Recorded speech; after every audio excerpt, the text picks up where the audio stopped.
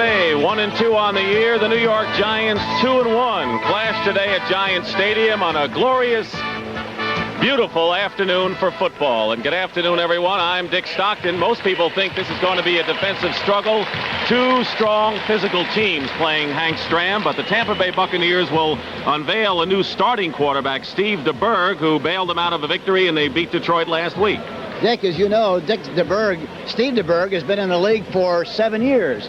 He started for the San Francisco 49ers, also for the Denver Broncos. He's won a lot of games for both teams, and they expect him to do very, very well here this afternoon. Now, Hank, any quarterback that faces the Giant defense always has to wonder where number 56 is lined up, and of course we're talking about linebacker Lawrence Taylor. I think as a coach you'd like to give your backs a lasso to make sure you tie him up as much as possible. He's all over the field. He's a great pursuer.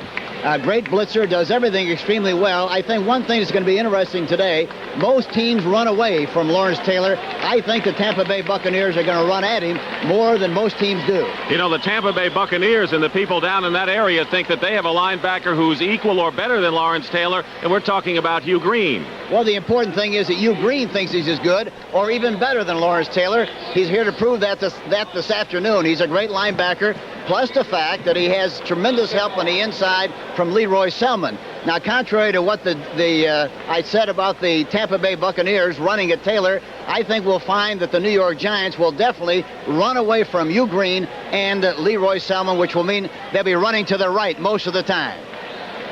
All right, Hank, and the Giants have won the toss. They've elected to receive. Obed Ariri will be kicking off. And deep is Phil McConkey for the Giants. He's flanked by Frank Cephas and Kenny Hill. So the Giants, who lost to the Redskins after beating divisional opponents right here at Giant Stadium in the first 2 weeks of the year, we get underway. It is a short kick heading toward the sideline and goes out of bounds. So Ariri will have to kick it again from 5 yards back. And not an outstanding way to want to start a ball game. We talked about a beautiful Indian summer afternoon. It's 79 degrees as we start the game.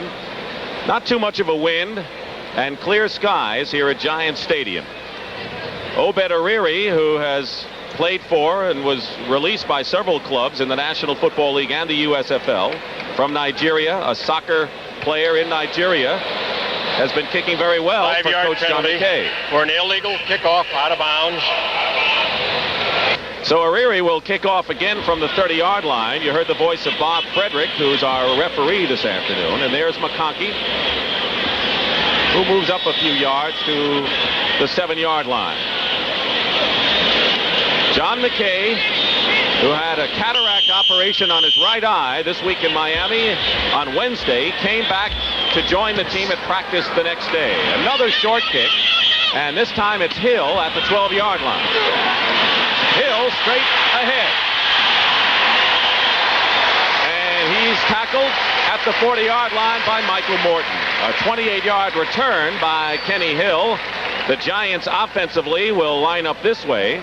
Phil Simms, the quarterback.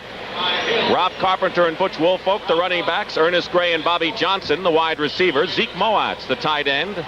William Roberts, Billy Art, Kevin Belcher, Brad Benson, and Carl Nelson, the offensive line. Phil Simms, last week, 1 touchdown and 3 interceptions, did not get much protection. In motion is Bobby Johnson. Simms to pass on first down, intended for his tight end Zeke Moat, who just couldn't hold on to it.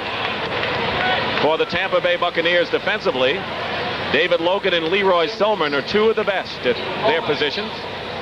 And of course, we've talked about Hugh Green. Johnson, Davis, and Brantley are the other Tampa Bay linebackers. Beasley Reese, the former Giant, coming back home to face his former club for the first time. You know, every time you talk to somebody about playing the Tampa Bay Buccaneers offensively, they always say you must be patient. And that's exactly what the personality I think the Giants is going to be here this afternoon. Simms will throw second down and 10 up the middle, and he was going for Moat again, and I think Scott Brantley got a hand on that ball to tip it away. So on the first 2 plays, Hank, Phil Simms is going for his tight end, who happened to be wide open on that play. Well, I think the scheme of things defensively, the Tampa Bay Buccaneers usually employ a zone defense. They lay back there. They let you throw the ball in front. They play the ball very well. And once you make the catch, they really punish you. And as a result, receivers sometimes are thinking in terms of getting hit more so than they are catching a football. 3rd and 10. Tony Galbraith comes in the backfield. He's a good receiver. Lionel Manuel, a rookie, becomes the 3rd wide receiver.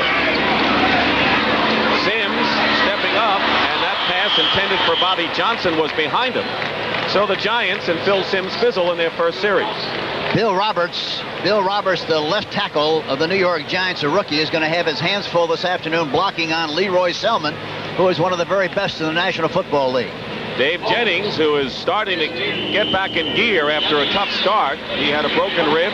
John Holt is deep for the Tampa Bay Buccaneers as the Bucs hold in the first series. End over end, Holt coming up in a hurry at the 23. And he is out of bounds beyond the 30-yard line. Call it the 31 by Robbie Jones. So the Tampa Bay offense. It's Steve DeBerg in his 7th year, as Hank mentioned. Adger Armstrong and James Wilder, the all-purpose running back. Kevin House and Gerald Carter are the receivers. Jimmy Giles, a good pass catcher, is the tight end. Sanders, Corson, Wilson, Farrell, and rookie Ron Heller at right tackle. Now it's going to be interesting. Here's you see Coach McKay on the sideline. And the operation was a total success, and he feels very, very good about what happened.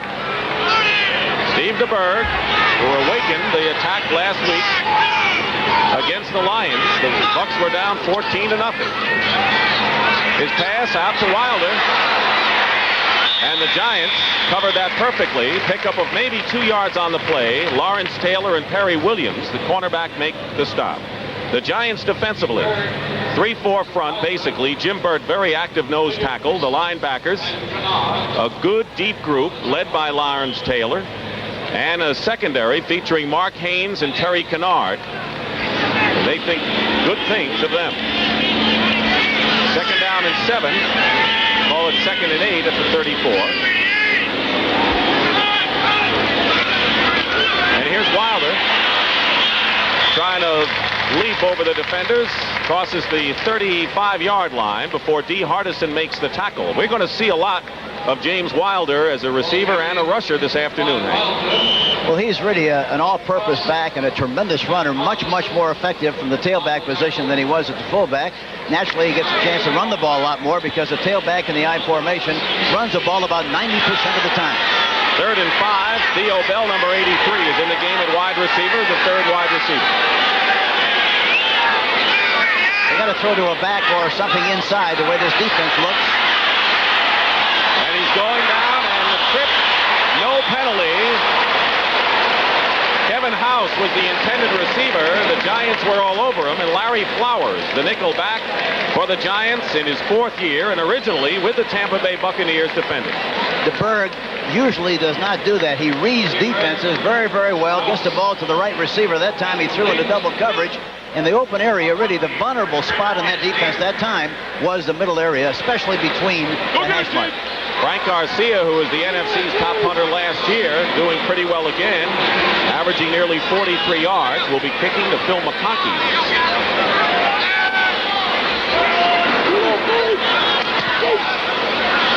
Here's McConkey, calls for a fair catch at the 27-yard line. So each team has handled the ball, and each defense is held. And with no score here in the first quarter, we'll take a break. 1st and 10 Giants. I think the Giants are going to throw the ball a lot on 1st and 10 because whenever they have decent field position, because they play a zone defense, and they like to hit those seams. And Sims covers up in a hurry. So Phil Sims on a mix-up with his center, Kevin Belcher, and a loss on the play of some 4 yards. You can't tell. You don't know whether the quarterback backed out of there too quickly, but he didn't get possession of the ball. It's the responsibility of the center to make sure the quarterback gets it, and the quarterback naturally has to keep his hands in it long enough to make sure he makes that connection. The new center, Kevin Belcher, this year, converted guard, but he's looked awfully good. 2nd down and 14. Back at the 23-yard line, and now Sims goes on the draw play. Butch Woolfolk and the Tampa Bay Buccaneers swarming all over him were right there. We talked about Beasley Reese, who last year was let go and picked up by Tampa Bay, and before the game in a Tampa Bay uniform he did what he used to do in a Giant uniform. And that is come out and greet his fans, the Giant Stadium. A very strong sentimental attachment to the New York Giants fan and vice versa with Beasley Reese. Third down and 13. Sims to throw under pressure, and now he's going to run it. 30, 35, and shy of a first down by about 4 yards is Phil Sims. He was hit very hard by Jeremiah Castillo, the left cornerback, and it'll be fourth down. You know, the other thing I want to mention early in this game, you know, the right side of the Tampa Bay Buccaneers on the Leroy Selman and Hugh Green get an awful lot of notoriety. David Logan, their nose man, number 76, is really a great player and never gets nearly the credit that he deserves. Watch him this afternoon. He is a terrific player. And a penalty marker is down. Movement on the right side of the line and fingers pointing all over the place.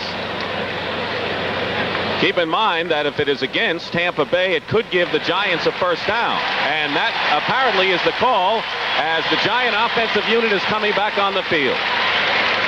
Bill Parcells, the Giant coach, his greatest attribute, according to General Manager George Young, is ability to handle players. And we asked him that question yesterday, and he confirmed the fact that he thought that was his biggest attribute. We had a good visit with him yesterday, and of course he feels good about the fact that they're 2-1 after 3 games. Let's see what the call is from Bob Frederick. Encroachment, number 44 in the offense. So now Phil Sims has to take his offensive unit off the field. It is a penalty against Pete Shaw. So now Dave Jennings will have to kick from inside the 15. You know, yesterday in the locker room, I looked around the locker to see how many pairs of shoes people had. Pete Shaw had 13 pairs of shoes, and Ali Haji Sheikh, he's got 17 and about 20 pair in a box. But they only can wear one at a time. We know that. Holt is back for Tampa Bay, and Jennings gets it off. Came close to being blocked. A terrific punt by Jennings. Holt at the 21. Down at the 25-yard line by Pete Shaw. A 50-yard punt by Jennings. Tampa Bay will take over when we come back. 10 minutes and 51 seconds remain in the first quarter. No score between Tampa Bay and New York Giants, and no first downs yet in the ball game. The New York Giants play a lot of zone on first and 10. They play man for man on second and third down.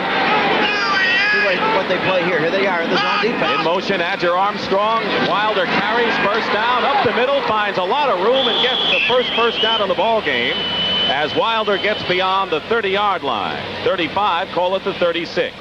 The Rams beat Cincinnati 24-14. Of course, they're having to go without Ferragamo. Oh, and look at Atlanta, 42 over Houston, 42-10. And another score, the Washington Redskins win their second in a row after dropping their first 2 games, beating New England in a big game in Foxborough 26-10. First and 10 for Tampa Bay at the 36-yard line. Now this is where they might like to run toward Taylor to the left. Yeah, they do. Wilder, he was tripped up. D. Hardison makes the stop for the Giants.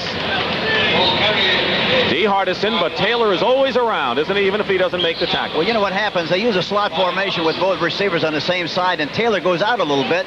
They figure they can run inside of him on this kind of a play, but D. Hardison does a good job, number 79, to defensive end, and Taylor didn't have a chance to come in and make the play, but he would have.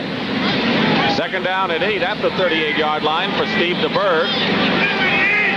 George Martin has come in as the pass-rushing defensive lineman for the Giants to try to put some pressure on. DeBerg has time. His pass is caught by Kevin House in Giant territory at the 49-yard line. A first down, a 13-yard pickup. Mark Haynes makes the tackle on the real speed burner that Tampa Bay has, Kevin House. You know, of the 2 teams offensively this afternoon, Dick, I think probably because of the structure of the defense, I think the Tampa Bay Buccaneers have more of a chance to come up with big plays because the Giants play man-for-man coverage a lot more than the Tampa Bay Buccaneers. Tampa Bay has not been necessarily a big play team. The Giants have been this year. On first down, Wilder going around right in with a nifty move and moves the ball up to the 45-yard line, picks up nearly 5 on the play. Terry Kennard makes the tackle. So we're getting a good look at James Wilder coming into this week. Counting rushing and receiving yardage, he was third in the National Football League behind Gerald Riggs of Atlanta and Walter Payton of the Bears. So he's right up there. And the average is about 10.8 every time he catches the ball. The average is about 6 yards for backs, 12 yards for the tight ends, and 18 yards for the flanker. So he's way ahead. He's almost doubled the production area of that back. It'll be 2nd down 6 at the 45. Jerry Bell joins Jimmy Giles at tight end. Adger Armstrong in motion. Wilder again tripped up at the line and picks up a couple of yards. Gain of about 1. It'll be 3rd and 5. But right now, for an NFL Today update, let's check in with Brent Musburger in New York. Brent? Dick, Gerald Riggs has put some numbers on the board for James Wilder to shoot at. Here is one of his 2 touchdowns against Houston for Atlanta. 25 carries, 120 yards for Riggs. Now let's go back to Dick. It is quiet at Giant Stadium for good reason. Lawrence Taylor is down and injured at midfield. And Hank, you know more about what may be going on there. Taylor's hurt. Well, they got a tight end in front of him. He goes around. He's blitzing on the play. Watch him get penetration. He gets a shot on Wilder, but in the process, I don't know what happened. What could have happened? It doesn't look like he got hit, but it looks like he might have got a blow on the hip, or maybe got the blow when he hit the turf. That might be the problem. I don't know. So we're going to take time out right now. Lawrence Taylor being tended to on the field, and as I said, a very quiet Giant Stadium. We'll be back. Hank, Lawrence Taylor came off the field on his own power, but it doesn't appear to be anything real serious from the looks of things here. No, it doesn't appear to be at all. Looks like he might have maybe got a little shot on the hip. And I don't really know how much padding they use. I don't think they wear hip pads. And for that reason, sometimes a blow like that can be dangerous. 3rd and 5. The Giants have Leonard Marshall and Casey Merrill in for pass rushing purposes. At the 44-yard line, deep drop by DeBerg. Pumps once, and he is down.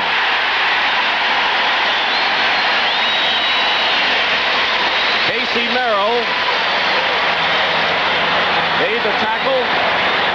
George Martin put a good rush in. In fact, just about everyone did. And Steve DeBerg goes to the sidelines, 4th down, and Garcia will come in and punt for Tampa Bay. Yeah, had no chance whatsoever that time. The penetration of the defensive line was too severe, and by the time he had a chance to read and get the ball off, school was out. There's Phil McConkey. His longest punt return has been 10 yards this year, as Frank Garcia will kick. Still no score. End over end, McConkey at the 11. McConkey trying to turn the corner. Mark Cotney trips him. He gets out of bounds. A 7-yard run back by McConkey. A timeout, 7:14 remaining in the first quarter. It's still no score between the Bucs and the Giants. Lawrence Taylor has a back sprain, but he'll be back, the word is, from the Giant bench. And that's good news for the Giants. I asked Taylor yesterday, where do you like to play, inside or outside? He said, in the backfield. And that's where he usually is. Yeah. 1st and 10 at the 22. Bobby Johnson is split to the left. Rob Carpenter. Back to throw Sims, being chased. Dumps it off to Butch Woolfolk. And Woolfolk still on his feet. And down at the 27-28-yard line by Jeff Davis, one of the inside linebackers, and Mr. Hugh Green. Here he dumps the ball off. A screen pass to Woolfolk, number 25, throws over the top of the linebacker. There you see the linebacker, number 52, Scott Brantley, missing a tackle. He cuts back inside, but the gang tackling of the Tampa Bay Buccaneers outstanding. 2nd down and 4. Butch Woolfolk, who hasn't really gotten on track. He's been banged up so far this year. And the handoff inside. Rob Carpenter for a couple of yards. He's been the Giant leading rusher, and he has more than half of the Giant rushing total so far this year. Leroy Selman that time made the tackle. With help from Hugh Green. They're going to go to that right side. They're going to meet both Selman and Green, and that's about the best combination you'll find in the National Football League. Well, it's a double dip situation, and both of them are so quick and so fast that, boy, they put a lot of pressure on you, even when you run away from them. 3rd and 2 at the 30. Fred Acorn is the nickel back for Tampa Bay. Sims in the shotgun, getting a rush from Selman, gets it off, caught. Tony Galbraith has a first down for the Giants, and there's a guy you know very well from your days when you were coaching the New Orleans Saints. He really is a super back, a good runner, and also a great receiver. Incidentally, Tony Galbraith, here it is. Good protection. He reads the defense well, throws the ball outside to Tony Galbraith. He has to come back for the ball around the backside, but he only needs 34 more catches to become the leading pass receiver out of the backfield in the history of the National Football League. I don't think many people know that. First and 10 for the Giants at the 38. Sims under pressure, wide open, Butch Wilfolk. First down at midfield.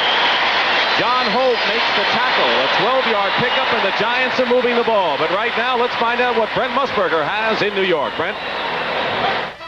Dick, last play of the game. St. Louis trails New Orleans by 3 points. Neil Lomax in his own end zone hits Stump Mitchell, who scored twice. Mitchell misses one tackler, fumbles the ball. New Orleans has got it. Here comes Frank Waddellette for the touchdown. The Saints beat the Cardinals, final 34-24. Back to Dick.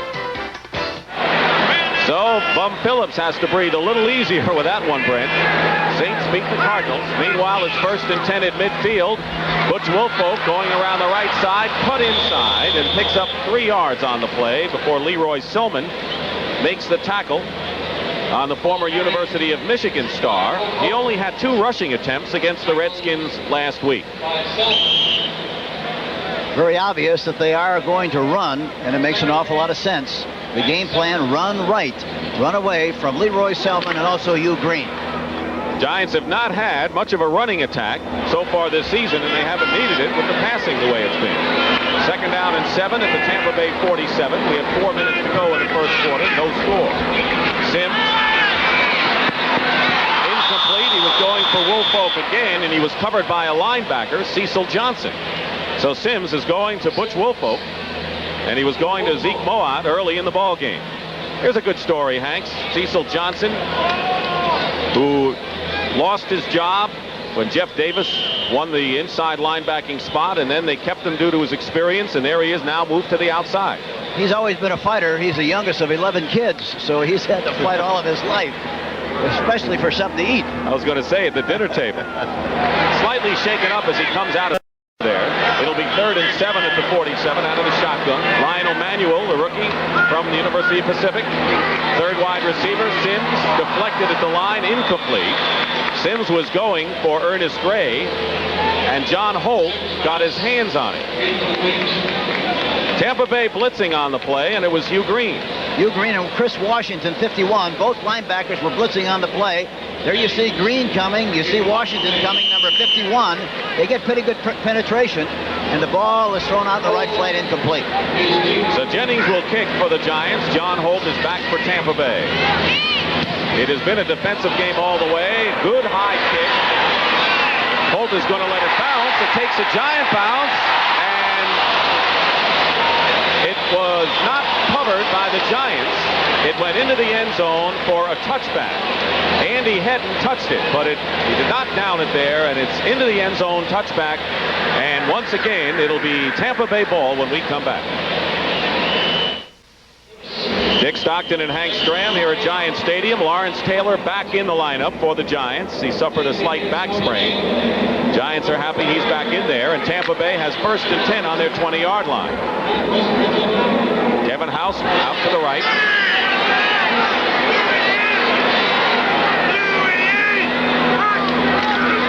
Here's Wilder. Penalty markers down as Wilder takes it out to the 28-yard line. Kenny Hill makes the tackle, the strong safety for the Giants. You know, that time Jerry Bell lined up in front of Taylor and stayed with him, which is very, very intelligent, because they try to keep him away from the flow of the play because he gets there that quickly. Holding against Tampa Bay, and they're starting this game up front with the rookie right tackle Ron Heller. Offensive holding, number 88. First down. This was the veteran repeated. tight end, Jimmy Giles, and the ball is set just inside the 10-yard line. In 3 games, the Buccaneers came into the game with 23 penalties, and the New York Giants with 19. Also in that offensive line is Steve Corson, a familiar name who made his first start for Tampa Bay last week, former Pittsburgh Steeler. So it's first down and 20 at the 10-yard line. DeBerg is backed up. will throw from the 2 up the middle, and the pass is caught by Melvin Carver. And Carver brings it out to the 17-yard line. Let's check other scores. On all final scores, 49ers remain undefeated, beating the Eagles today. And they're playing well and hot. New York Jets 28, Buffalo 26. Buffalo had taken a 10-0 lead. As we saw, the Saints beat the Cardinals 34-24. And Minnesota 29 and Detroit 28. Final. And the Cleveland Browns, surprising game there against Pittsburgh. That really is a big surprise. Gain of 10 on that play. It'll be 2nd down and 10 back to the original line of scrimmage, the 20-yard line. DeBerg has some time up the middle. The intended receiver, Jimmy Giles, fell down. Joe McLaughlin, one of the inside linebackers, was right there with him. They like McLaughlin. He is a throwback, Hank. Fireplug, overachiever kind of inside linebacker. He's won a job. Yeah, but he dances every dance. He's 6'1", 235, played his collegiate football at the University of Massachusetts, but he's a tough kid, and he's in there all the time, always around the football. 3rd and 10.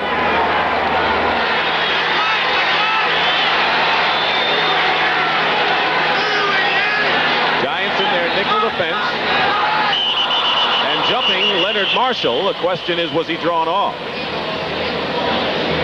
The Giants really have a 3-headed right defensive end setup with Hardison, Leonard Marshall, and Casey Merrill. And, of course, they've got McGriff to defend the run, Martin for the pass on the left side. And Merrill is a designated rusher. They got him from Green Bay. Encroachment on the defense, number 70. So it was Marshall. 3rd down and 5. And Marshall is 6'3", 285. Well, you talk about a snootful, that's one. They've got a lot of size, both on the offensive and defensive lines. And the point you brought up is that the Giants have gone for a lot of size in the linebacking positions, a lot of height, and a lot more beat. Well, I think the other thing that's very important with the Giants is the fact that they've got a lot more speed than they've ever had. 3rd down and 5 with 2:47 remaining in the first quarter. DeBerg being rushed by Taylor and down at the 15.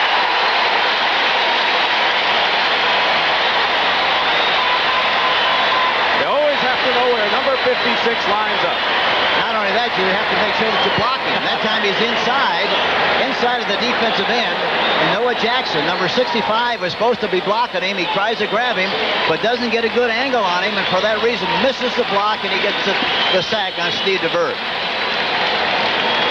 So Frank Garcia in the punt. He'll be kicking just about from the goal line. And Phil McConkey could give the Giants good field position.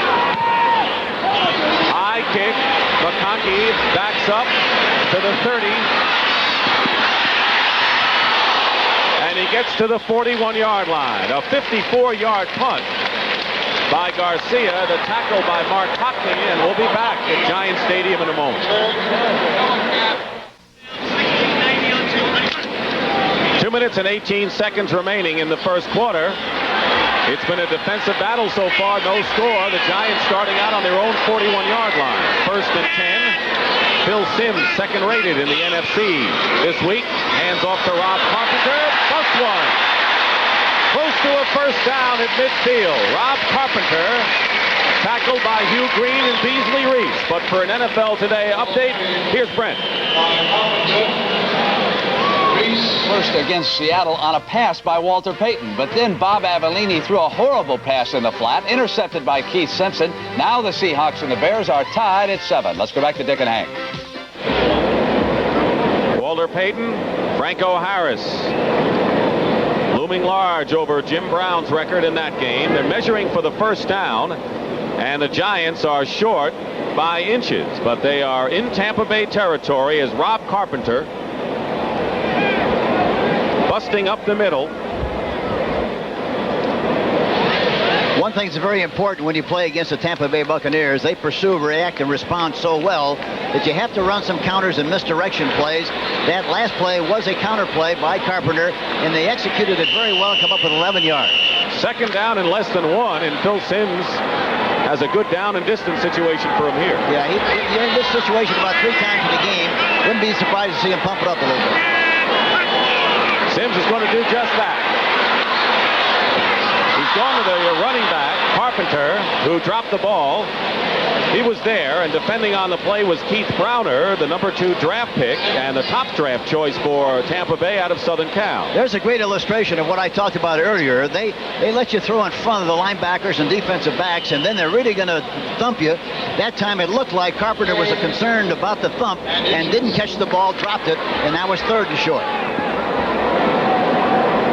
Rob Carpenter, who was really beat up after the Dallas game. Both starting running backs have been injury plagued. Carpenter bounces off a tackler, and then he's thrown for a loss back at the 45-yard line by Keith Browner, who has been in 2 plays in a row, and it'll be 4th down, and Jennings will come in to kick. Good play by Browner, Hank. Yeah, but it was an excellent play by Logan, number 76. He's the one that stuffed him at the line of scrimmage, it looked like, and really got great penetration.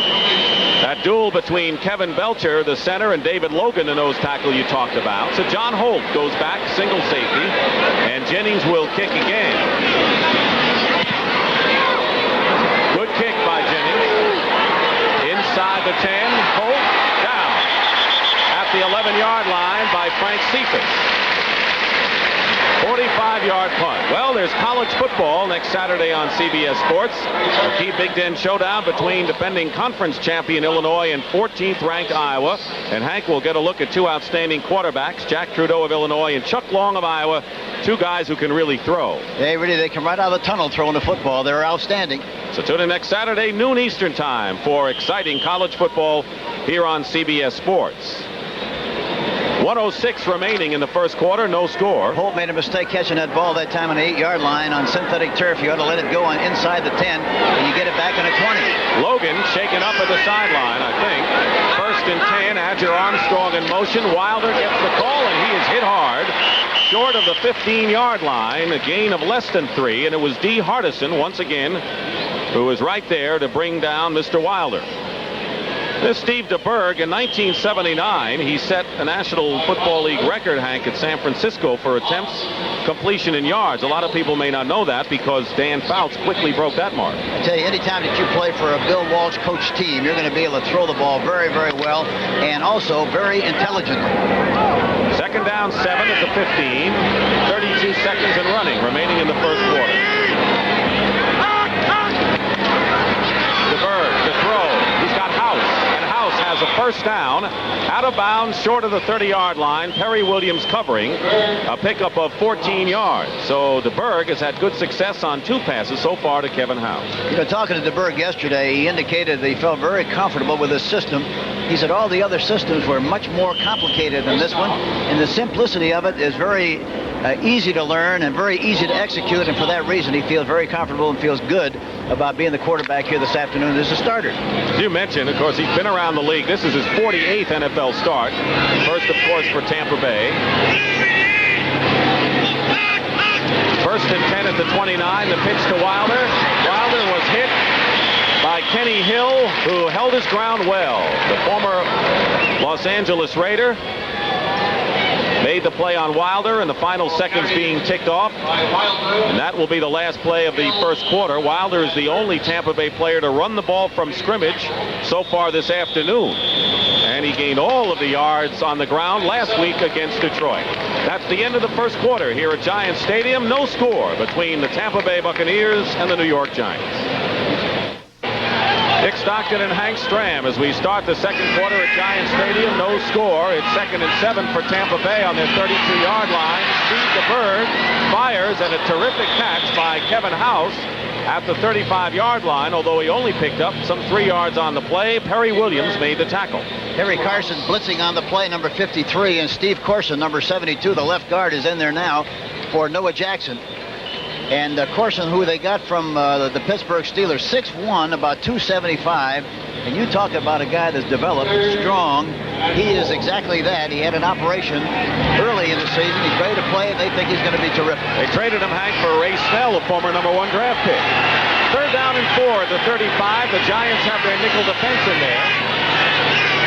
3 wide receivers for Tampa Bay. Movement. One of the receivers went offside. Out. The pass is tipped away by Andy Hedden. But I believe Kevin House missed the count and went offside. Steve DeBerg, a resourceful, intelligent quarterback, not in the same style as Jack Thompson. DeBerg signals that it is indeed against Tampa Bay. And we talked about Hedden a minute ago. Talking to him yesterday, he said, be sure and say hello to my boy Duke. I haven't seen him for a while. Be sure and say hi. Well, you ought to do that. Maybe I will later, huh? Offside on the offense, number 89, and the penalty will be refused. It will be 4th down. The busiest players in the game, that was the guilty party, Kevin House, have been the punters. Dave Jennings and Frank Garcia right there. He's kicking for the 4th time. And Phil McConkey is at the 22-yard line for the Giants. Less than a minute gone by here in the second quarter. No score, and we haven't had any break yet. McConkey at the 23. McConkey to the 35.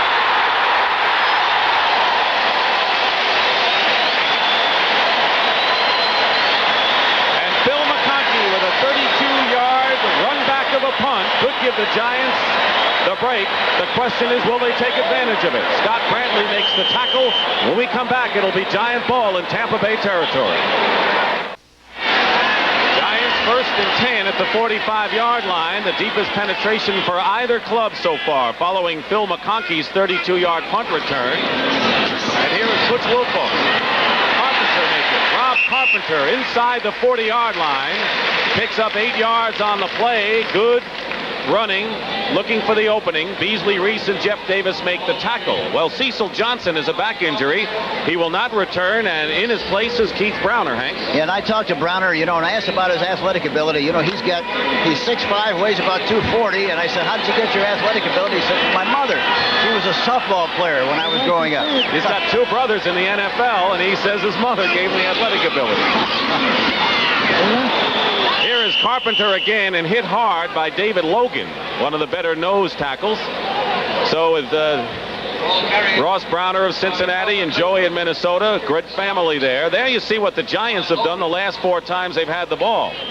Talking about Browner, I asked him why he went to Southern California instead of Notre Dame. He said one reason, the weather. Not a bad reason. No, it's not. 3rd down and 3 at the 38 for the Giants. Browner, by the way, comes out of the ball game on defense for Tampa Bay. Lionel Manuel is the 3rd wide receiver out to the right for the Giants. Inside handoff. Galbraith has the 1st down and to the 30-yard line. Hugh Green makes the tackle. We saw them work on that at practice the other day. And watch Hugh Green, number 53, and Chris Washington are the 2 linebackers in this situation. Look at Green skate around there, around the block, comes on the inside, and finally winds up helping make the tackle. But he's very active and really a great linebacker. 1st and 10 now for the Giants at Tampa Bay's 30-yard line. No score, 12-10 remaining in the second quarter. Sims has time. His pass is caught by Byron Williams, and out of bounds, another Giants 1st down.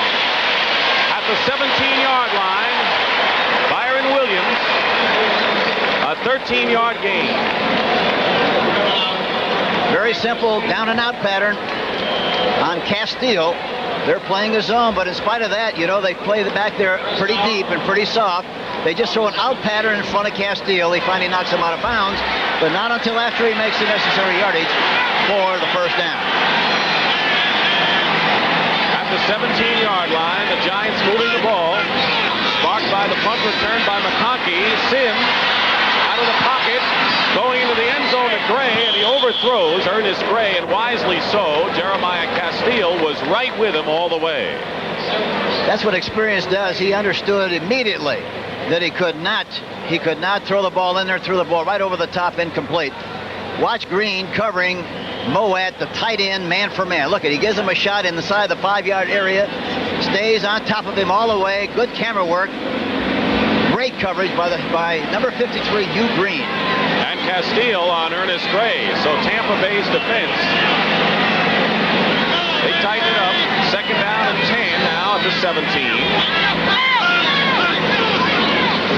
There's Butch Wilfolk.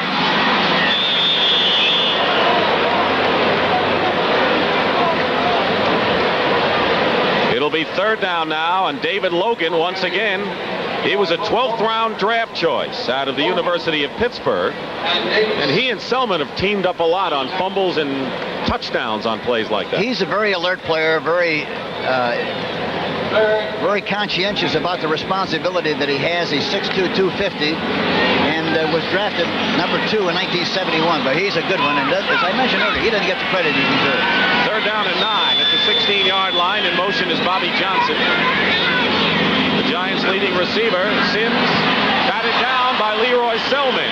So Selman and Cannon both stormed in on Phil Sims, and he never had a chance. It was Selman who knocked the ball away.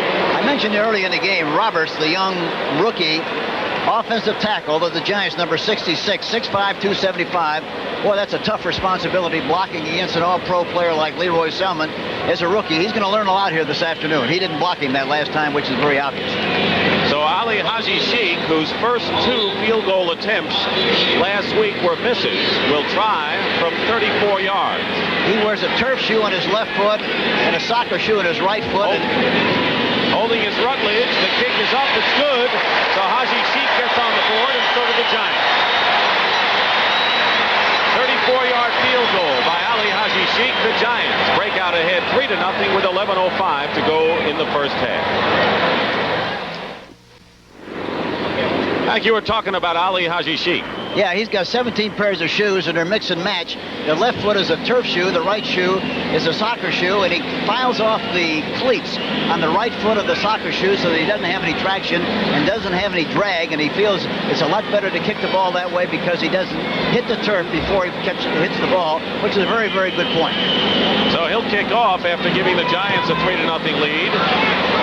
Michael Morton and James Owens are back, and it's Owens at the 10-yard line, and he is upended quickly by Larry Flowers. A terrific play on special teams. Right now, let's check in with Brent Musburger for an NFL Today update. Dick, hats off to Walter Payton of the Chicago Bears. He has now carried 11 times for 53 yards. He's number 2. He has passed Franco Harris 282, and he will tie Jim Brown. Let's go back to Dick and Hank. James Owens still has not recovered from that hit by Larry Flowers, and he really upended him inside the 15-yard line. A terrific play, but Owens is on the field and shaken up. Here we see James Owens, number 26. He gets hit by Larry Flowers. It's hard to tell what really happened. He hit him very low. And we're going to come right back to Giants Stadium in just a moment. James Owens being helped off the field. Former track star who has played a variety of positions with the 49ers. And then, of course, sent to Tampa Bay, third leading rusher last year, shaken up and out of the ball game. Meanwhile, it is 1st and 10 at the 14-yard line for the Buccaneers, who trail 3-0. Steve DeBerg is the quarterback. Wilder on the pitch. Gets to the 15-yard line, just a yard, and that's all. Kenny Hill makes the tackle. Chance to look at other scores. Seattle leading Chicago 10-7. Miami leading the Colts 13-7. Pete Johnson, who was just acquired, scored a touchdown for Miami. Kansas City zip against Denver so far in the second quarter. And Dallas leading Green Bay 10-0. Timmy Newsom scored for the Cowboys, and Septien kicked a 32-yard field goal. 2nd and 9. That time they ran it Taylor to the left side, and McLaughlin really came in well on the inside. Number 52 made the play. DeBerg. Penalty marker down. Wilder couldn't hold on to it. He was covered by Harry Carson, but the Giants came storming in, and we could have a holding penalty against Tampa Bay. I think it was Gene Sanders, the left tackle, number 74. You talk about putting somebody in the vice. It looked like he might have been the one holding on the play. That's going to back Tampa Bay up some more. They're on their 15 right now. It's the second holding call against Tampa Bay. Here's Bob Frederick.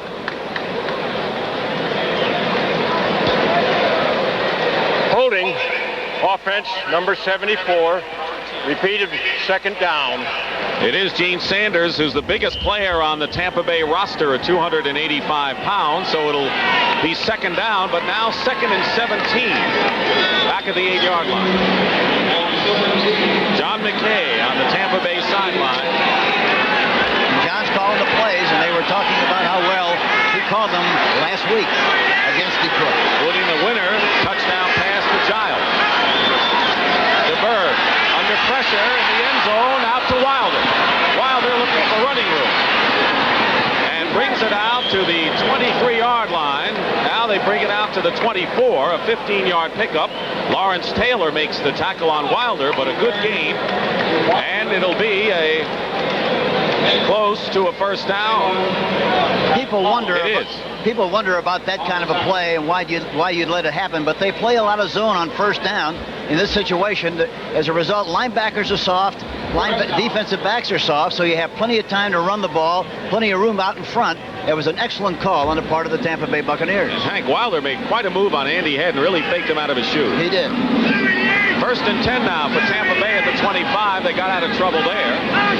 Melvin Carver in motion. Here's Wilder up the middle for a couple.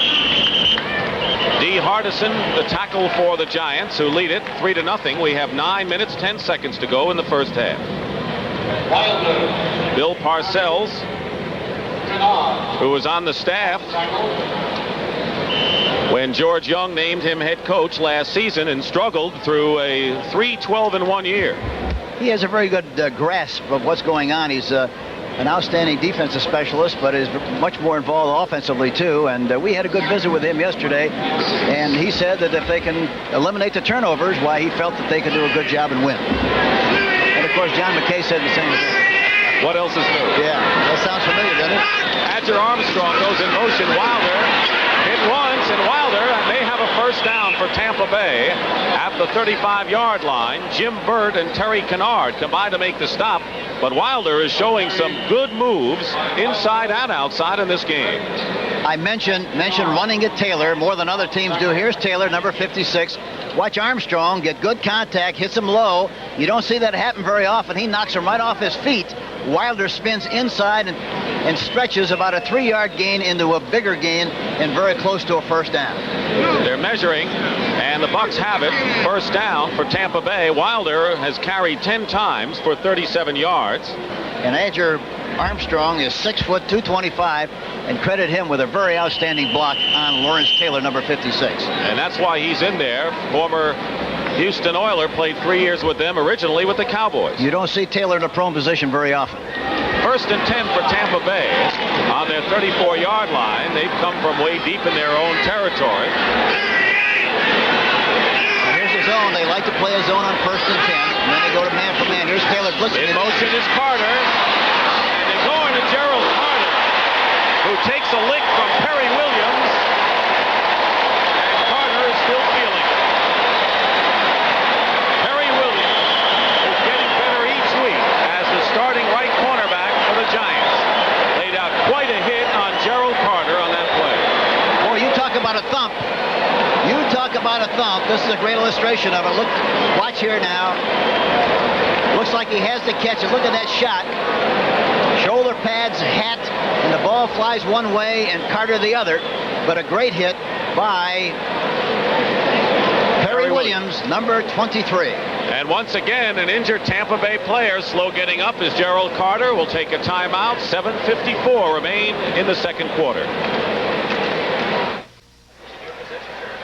Gerald Carter is still on the turf, and that could be a tough loss for Tampa Bay because Carter was the leading receiver yardage-wise. And right now, according to John McKay, he said Carter was my best receiver. Yeah, coming into this game, he caught 9 passes, and Kevin House caught 8. Of course, Wilder always, in this scheme of things, is always a leading pass receiver. He's got 12. So Carter comes out of the ball game. Second down and 10 for Tampa Bay. Cecil Johnson, the linebacker, is out of the game, will not come back. And now James Owens, we understand, also has been knocked out of the ball game. This is a punishing affair at the 34-yard line. This is when they like to play man for man. DeBerg looking one way, flips it to Wilder. Gets away. And Wilder, with good ad-libbing, gets back to the 35-yard line. He didn't pick up much on the play. Jim Burt made the tackle. I was wondering if Harry Carson missed the tackle on Wilder in the backfield. The thing that happened, Carson got the penetration, and he slowed him down enough, even though he missed the tackle. Number 53, watch him. He misses the tackle in the open field, slows him down enough, whereas the Ken Hill comes over and the other people from the inside come over from the inside and make the tackle. You know, talking to him yesterday, talking about Carson, he said he really hasn't felt that he played well. He's had a side injury. Now he's got a bad ankle problem, and he doesn't feel that he's playing nearly as well as he's capable of playing. Third down and 10. Penalty markers fly. And it was Casey Merrill who moved. Let's see if they were drawn by Tampa Bay. Talking to Carson yesterday, he reminded me an awful lot of our great linebacker, Willie Lanier. Very demanding of himself, very critical of the things he did or didn't do. And from that standpoint, they're very, very much alike. Carson said last week after the Washington game, he awoke at 2 a.m. bothered by the way he played and dreaded looking at the films that day. He's very introspective. Harry Carson, one of the veterans on defense. And we asked him what he did about a game where he played poorly. He said, I just worked that much harder. False start, number 72 on the offense. Steve Corson, third down. The left guard, so it'll be third down, another penalty. Third down and 15. Bill Parcells trying to see if the Giants can come back from their loss to the Redskins in Washington last week after opening up the year impressively with victories here against the Eagles and the Cowboys. Ball at the 29.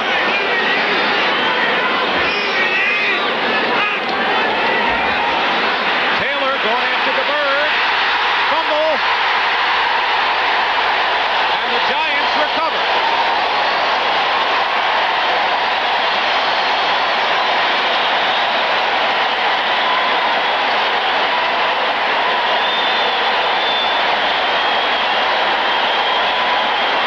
Taylor came blitzing in, and Jim Burt recovered the fumble, and the Giants have the ball in terrific field position at the 23-yard line of Tampa Bay. Taylor blitzing from the outside, number 56. Now watch the block or attempted block by Wilder, number 32. He's the one who missed the block on Taylor, and for that reason there was a fumble on the play, and now the Giants have possession. At the 22-yard line of Tampa Bay, Sims looking deep. He's going up on top to Moak. Incomplete. Covered on the play by Beasley Reese. So this is the pattern that Phil Sims has followed, particularly in the Dallas game, Hank, when the Giants got a chance on a turnover. He went right to score, or try to score, and was successful against the Dallas Cowboys. The turnover story for Tampa Bay so far. Yeah, and that's something. Giveaways 11, takeaways 2. They're net -9. And that's led to 34 points by the opposition. And so the Buccaneers are faced with that situation right here. And this is where they're really tough. The Tampa Bay Buccaneer defense, they really play extremely well in this area. Second and 10 at the 22. 6:53 remaining in the first half. Here is Butch Woolfolk to the 20-yard line. A lot of running to pick up 2 yards. It'll be third down. David Logan and Beasley Reese make the tackle. So it'll be third down and 8 for the Giants. Woolfolk that time running to his right, saw a little daylight inside, but about just as soon as he hit the hole, he put his head down and did not see where he was running. The head is the heaviest part of the body, and as a result, all the weight was forward. He fell down really before he really got hit. One thing the Giants are, they're more daring on their attack this year than in the past when everything was run, and then try to throw. They've got a third and 8 at the 20. Tony Galbraith is in the ball game along with Lionel Manuel. The pass is caught by Bobby Johnson, and Bobby Johnson scores. Touchdown Giants. Penalty flag down, however, and let's wait and see. If it's against the Giants, it'll be nullified. Where they dropped it, it looks like it's going to be a holding penalty. No foul. Touchdown. Oh! Bobby Johnson, who continues to impress, the leading pass receiver for the Giants, with his 4th touchdown reception of the year, and it's now 9-0. You know, the great thing about Bobby Johnson, look, it's a short pass, they get penetration, he makes the catch, but what's happening here with the Giants, they run the ball so well once they make the reception, and there's a great illustration of it by Bobby Johnson. So Ali Haji Sheikh with Jeff Rutledge holding a 20-yard touchdown pass and run. The kick is good, and the Giants now lead it 10-0, and here's how Phil Simms reacted on that Giant touchdown. Watch, they got some pretty good penetration there, but in spite of that, he got rid of the football, got knocked down. Watch him. There he is. 9th touchdown pass of the year for Phil Simms. It's 10-0. Bobby Johnson, the free agent who walked out of the USFL Philadelphia camp and told us yesterday that he picked the Giants over the Cowboys because they have fewer free agents in their camp. The Giants are glad he did. Haji Sheikh kicking off deep. Michael Morton. And Morton gets it out to the 22-yard line. Well, Jerry Cooney makes his long-awaited return to the ring, Hank, against unbeaten Phil Brown next weekend on CBS Sports Saturday. And, of course, Cooney hasn't fought since he went against Larry Holmes in June of '82. And Phil Brown is from New Orleans, and I've read a lot about him saying that he's very upset about the fact that the fight has been postponed that many times. Now, if he can fight, why, it'll help. And you'll see the first ever New York Triathlon and the Marlboro Cup. More beginning at 3:30 Eastern next weekend on CBS Sports Saturday. Crowd is on its feet here at Giant Stadium. 1st and 10 at the 22. 10-0. The Giants lead it. DeBerg, 6 of 10. Now 7 of 11. Jimmy Giles has a first down for Tampa Bay. At the 32-yard line, Joe McLaughlin makes the tackle. One thing about DeBerg, he is a 7-year veteran, and he is cool under pressure. Yeah, he's not going to panic. He stays in the pocket very well, keeps his feet in the fire very well. That time was a great illustration of it. He just hung in there tough, didn't get much of a leak at all inside with regard to pressure, and got the ball right on the money to Jimmy Giles, number 88, the tight end. Both Giant scores coming on breaks. Conke's punt return and the fumble recovery, setting up the only touchdown. 1st and 10. Wilder tripped up behind the line of scrimmage.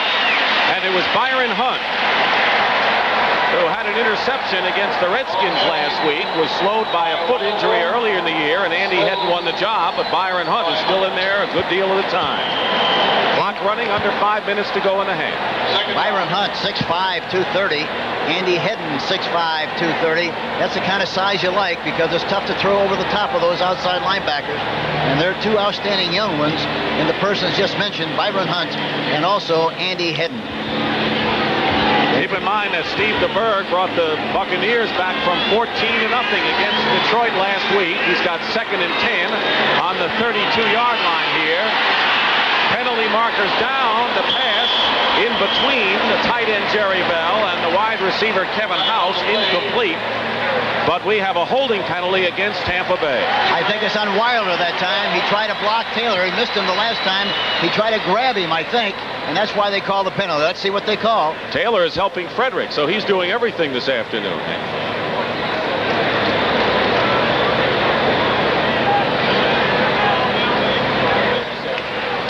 Holding, 85 on the offense. Repeated 2nd down. It was Mark Whitty, a 3rd-string tight end in his 2nd year, who was holding on Lawrence Taylor. Wilder was also holding Taylor. They didn't see that one. 3rd holding penalty against the Buccaneers.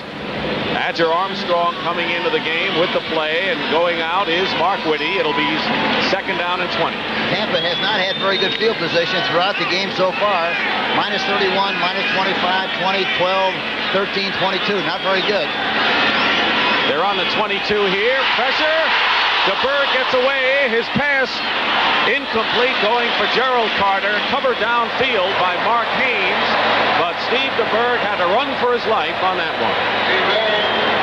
Taylor that time was on the left side instead of the usual right side. They didn't know where he came from.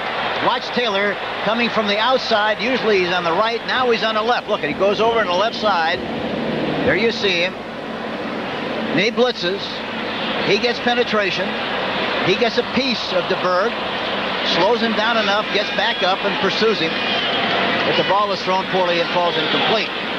Best thing you can say about Lawrence Taylor is he has great instincts as a football player, terrific acceleration, and he's a hitter. 3rd down and 20. Barker's fly. The Giants are very eager. I'm not saying that the penalty is against New York, although it might have been, but they're very eager to try to get at Steve DeBerg. This one is against the Giants. Encroachment on the defense, number 70. 3rd down. Leonard Marshall. And he goes out of the ball game. It'll be 3rd down. Bill Parcells has given him a little chance to melt the wax in his ear that time with that little visit. Yeah, with that little visit he had with him about being offside. Tampa Bay is yet to convert a 3rd down play. They've got to go 15 yards to pass up top for Carter. He's got it, and Carter's still going and is out of bounds. At the 28-yard line, Gerald Carter makes a terrific catch. Kenny Hill and Larry Flowers make the tackle, and Tampa Bay with its deepest penetration deep into Giant territory. There you see him, Gerald. Look at, watch him come off. And there's the ball thrown over the top. A beautiful catch right over the shoulder. Hill in hot pursuit, number 48. Tries to get the cleaver on him. Watch the rush now. Watch Taylor blitzing again from the outside. He gets a push from Corson, number 72. Just gives him enough time to throw the ball over the top. A beautiful catch and a big play by the Tampa Bay Buccaneers, specifically Carter. Their first conversion of a 3rd down play. Carter's caught a 74-yard touchdown pass so far this year against the Bears. That was for 42 yards. 1st and 10 at the 28. And more flags fly.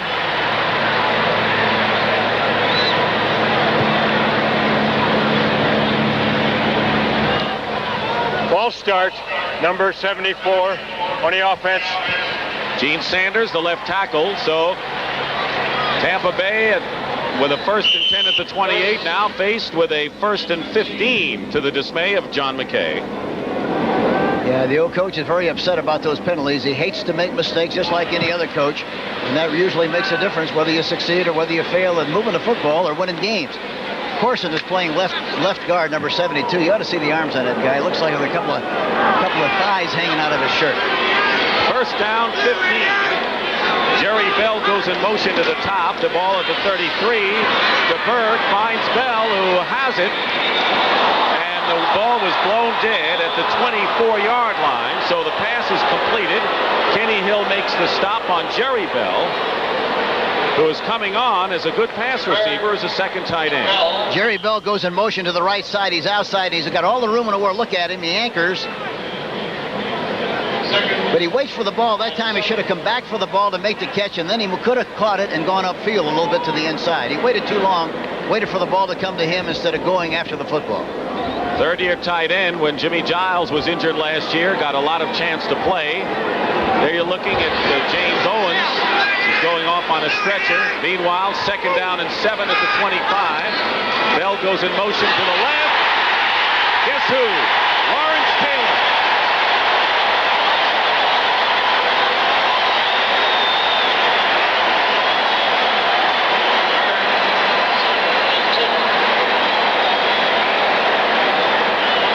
Watch Sanders, number 74. Watch Taylor, 56. Looked like 74 was supposed to block him, but he looks inside and then tries to go outside. Somebody made a mistake in the offensive line, and for that reason, DeBerg had no chance whatsoever to make the play. Either Corson or Sanders had the responsibility. What about the protection that DeBerg is getting? Let's see if we can get an inkling here. I guess not, huh? He's squeaking a little bit, and justifiably so. and he's talking to Sanders. Third down and 17. That was the 4th sack by the Giant defense so far in this first half. DeBerg lets go and overthrows. Theo Bell is intended receiver. Perry Williams was covering on the play. And once again, Steve DeBerg is under siege against the Giant defense. It'll be 4th down. I think one thing they have to do, or two things they have to do, talking about the Tampa Bay Buccaneers, they have to throw more screens and they have to run more draws to slow down the rush. They haven't done much of that so far, plus the fact they have to run some traps. Another picture of John McKay, perplexed about what's happening. So it's 10-0 Giants, and that was the deepest penetration. And now Obed Ariri, who is 2 for 3, and both of his field goals have been beyond 40 yards. This is a 53-yard attempt. Blair Keel will hold. 53-yard attempt by Ariri.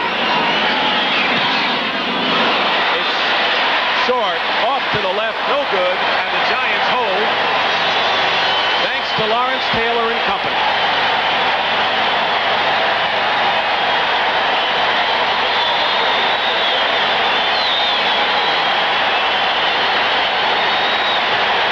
We thought it was going to be this kind of a game where defense was going to dominate, particularly Lawrence Taylor.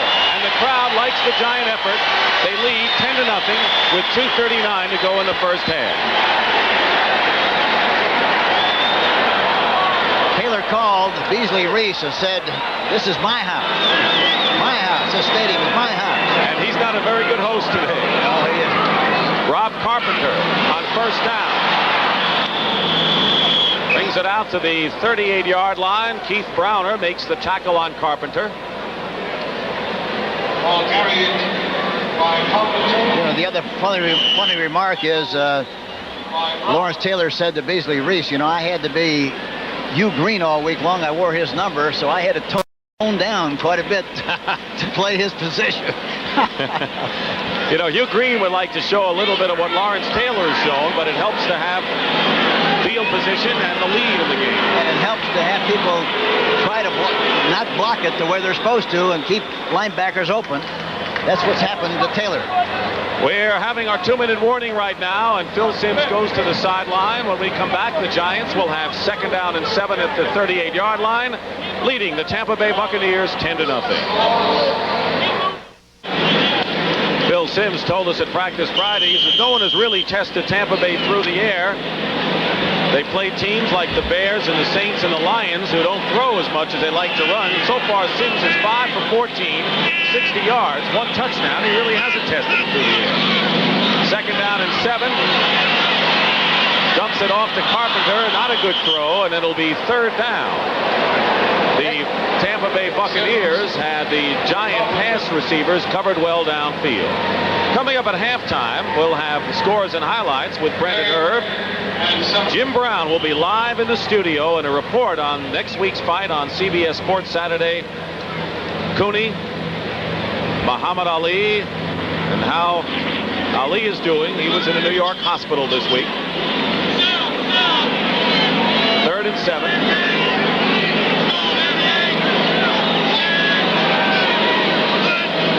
Double the outside receiver. Something inside should be appropriate. Simms is going to try and run for it. He'll have the 1st down. That's what he wanted. At the 48-yard line. 10-yard pickup. Clock continues to run. They had everything faded in the outside. The middle was open with the pass of the run. He quickly made a decision, which was very, very important for Simms. He did it, got the 1st down. And the Giants call a timeout. They have 2 remaining. Here's the double coverage on the outside. Linebackers dropping very quickly to their respective hook areas, and for that reason, the middle is wide open. Simms takes advantage of it, runs up the middle for a 1st down.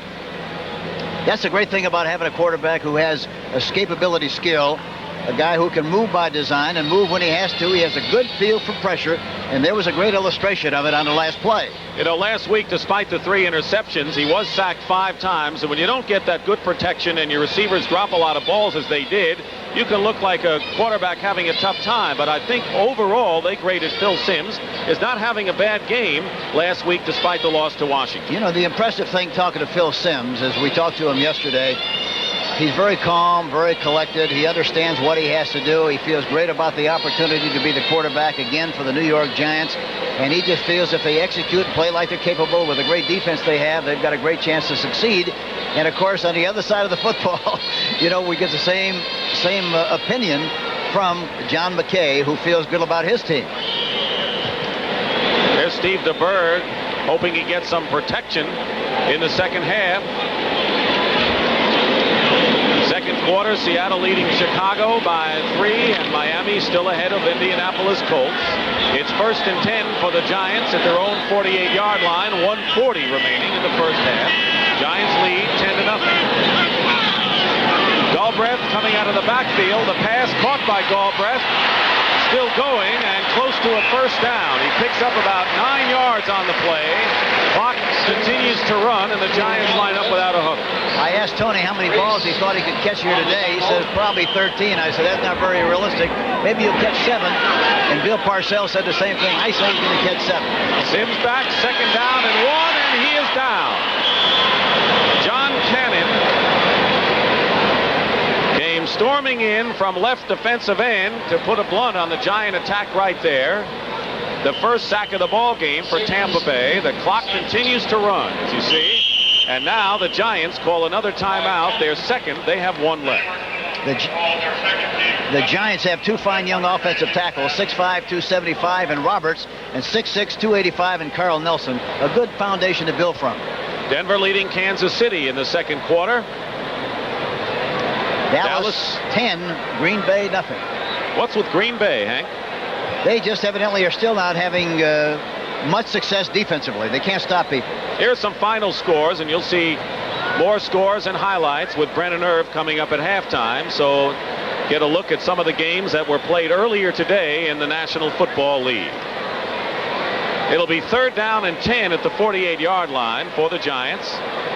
And I guess, Hank, at the least, they would like to get in good field position for Ali Haji Sheikh to try to add 3 points to their 10-0 lead. Yes, and they've got plenty of time with 1 minute and 9 seconds left. The Bucs have 3 timeouts left, and the Giants only have 1.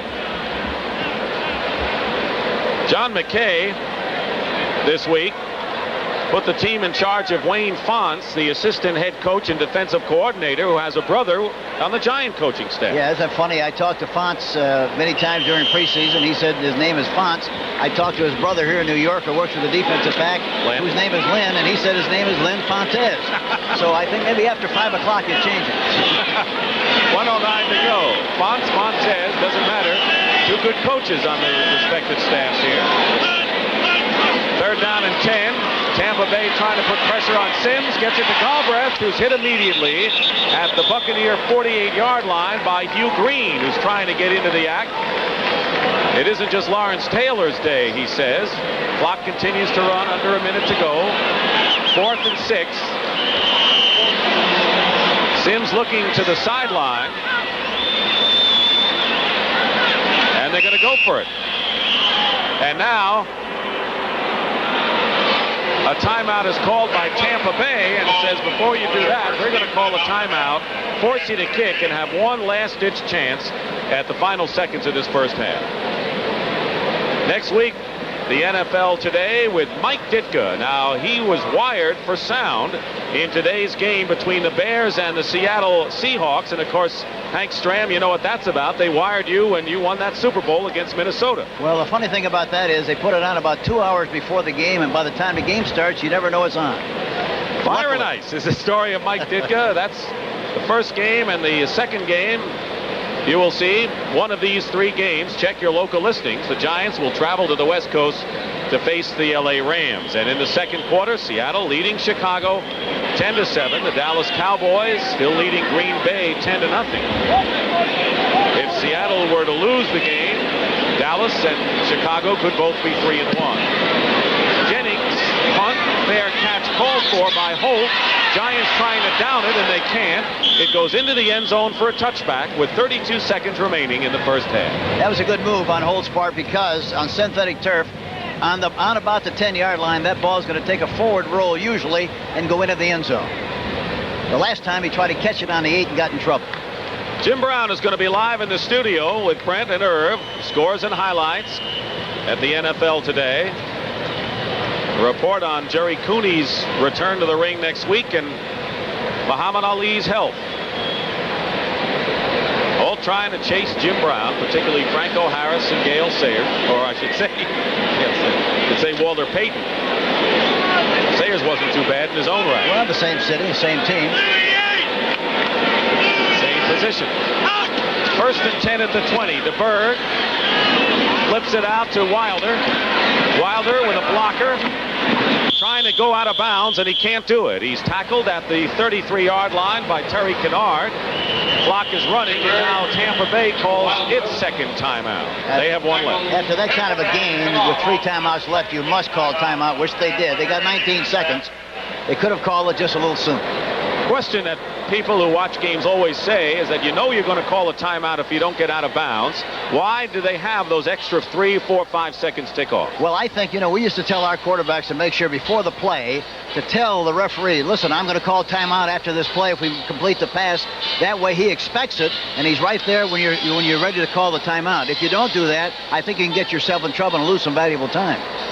That's what DeBerg has done today. The Buccaneers were victimized by a fumble forced by Lawrence Taylor, which set up the only touchdown in the game. Phil Simms to Bobby Johnson, a 22-yard strike made it 10-0. Ali Haji Sheikh earlier kicked a 34-yard field goal following a good punt return by Phil McConkey after there was a scoreless first quarter. The thing in this situation that you have to be very careful of, you want to get some points on the board, but in the process, you can't make a dumb mistake and give the ball to the Giants and then provide them with an opportunity to get 3 or maybe 7 with 17 or 19 seconds left in the game. Or I should say in a half. Tampa Bay with 1 timeout remaining, 19 seconds to go, 10-0 to score, and DeBerg has had a lot of time to talk things over with John McKay. He's got Theo Bell and Carter out to the right, House split left. Inside handoff to Melvin Carver, and Carver brings it out to the 40-yard line. Buccaneers lining up quickly, decide not to call the timeout. And you see the time. 3 seconds. This will be the last play of the first half, and it ends with an incompleted pass to James Wilder, and that is the first half in his history. Bill Parcells and the New York Giants have a 10-0 lead over the Tampa Bay Buccaneers. We'll be back with Brent, Irv, and company at the NFL Today studios in a moment.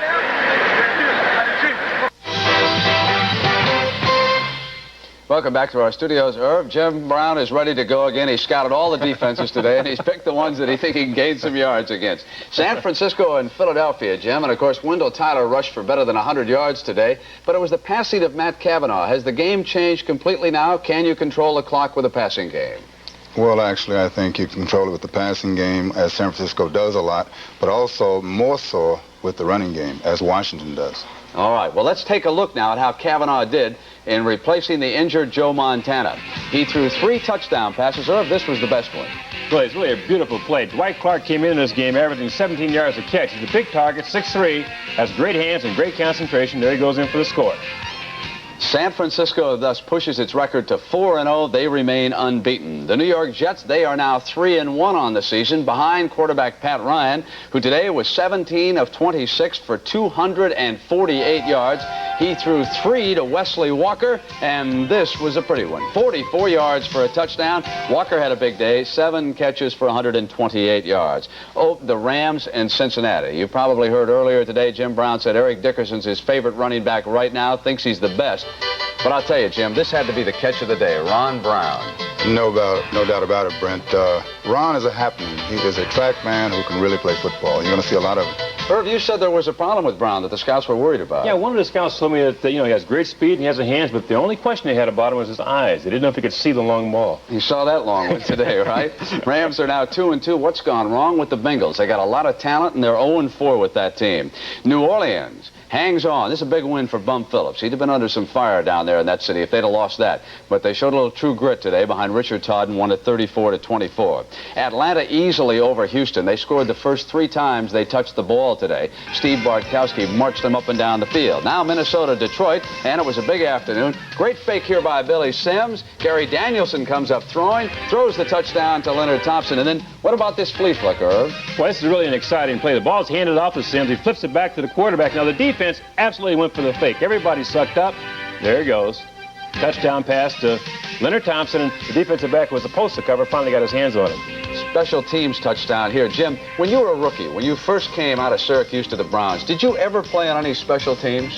The only thing I did was bring back kickoffs. Ran back. That wasn't bad. That was all right. But that was all right. The other stuff, no. Don't want to do that. Don't go on a tackle anymore. No. Minnesota wins today. They're now 2-2, and the Lions are 1-3. And speaking of the Cleveland Browns, they win today. 2010, a big one for Sam Rutigliano. He'd have been under fire. That's their first win of the year. Quickly now to Duriel Harris, the former Miami Dolphin, for a touchdown, and they rally to win that game over the Steelers. Also, a game today where the Washington Redskins dominated it completely. And again, Joe Theismann said he used the running game to set up the passing attack. We knew that they had stopped everybody else before, and I think our guys just made our minds up that if, with the type of explosive offense that they have, we had to control the football. And the way we control the football is short passes and running the football. You know, we've got our offensive guard in John Riggins. He's as well a blocker as a runner, so and he's a tough guy, and so we just put it on his head. Jim, tough guy indeed. He carried 33 times for 140 yards. What do you think of Riggo? Well, Riggo has been unbelievable in the last 3 years. Theismann has to throw off of him. He is the main man on that team. Theismann works off of him. Here he is right here, throwing off of him to Charlie Brown for the touchdown. And the Redskins, after losing their first 2, they seem to have gelled. Or, of course, I think the Redskins may be back in business. They are now 2-2. Now, Chicago and Seattle and the great duel. 2 men going after Jim Brown's legendary rushing record. This was the scene out there in the Kingdome this afternoon. And watch now as Walter Payton comes up passing to Matsui. Then, well, Walter, you can't throw it. Maybe he should have thrown that one. Terrible pass by Bob Avellini, intercepted by Keith Simpson. Now, this is where Walter passes Franco Harris. And, Jim, what do you think of Walter Payton? Walter's great. You see that little stiff leg there? It really doesn't have an effect on the opposing player, but it helps Walter in his rhythm. Now, this is Franco Harris. How about Franco now? Well, that wasn't too bad, Brent, but it's not 2 guys going after the record anymore because I think Franco wants to get there first. That won't happen. It's Walter Payton going after the record. Walter Payton, who is the true gladiator, and Walter Payton, who I have all the respect for.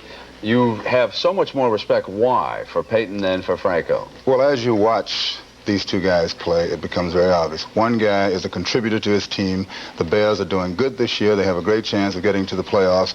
The other guy cannot contribute too much because there's not very much left. And the NFL Today will continue on CBS after these messages from your local stations.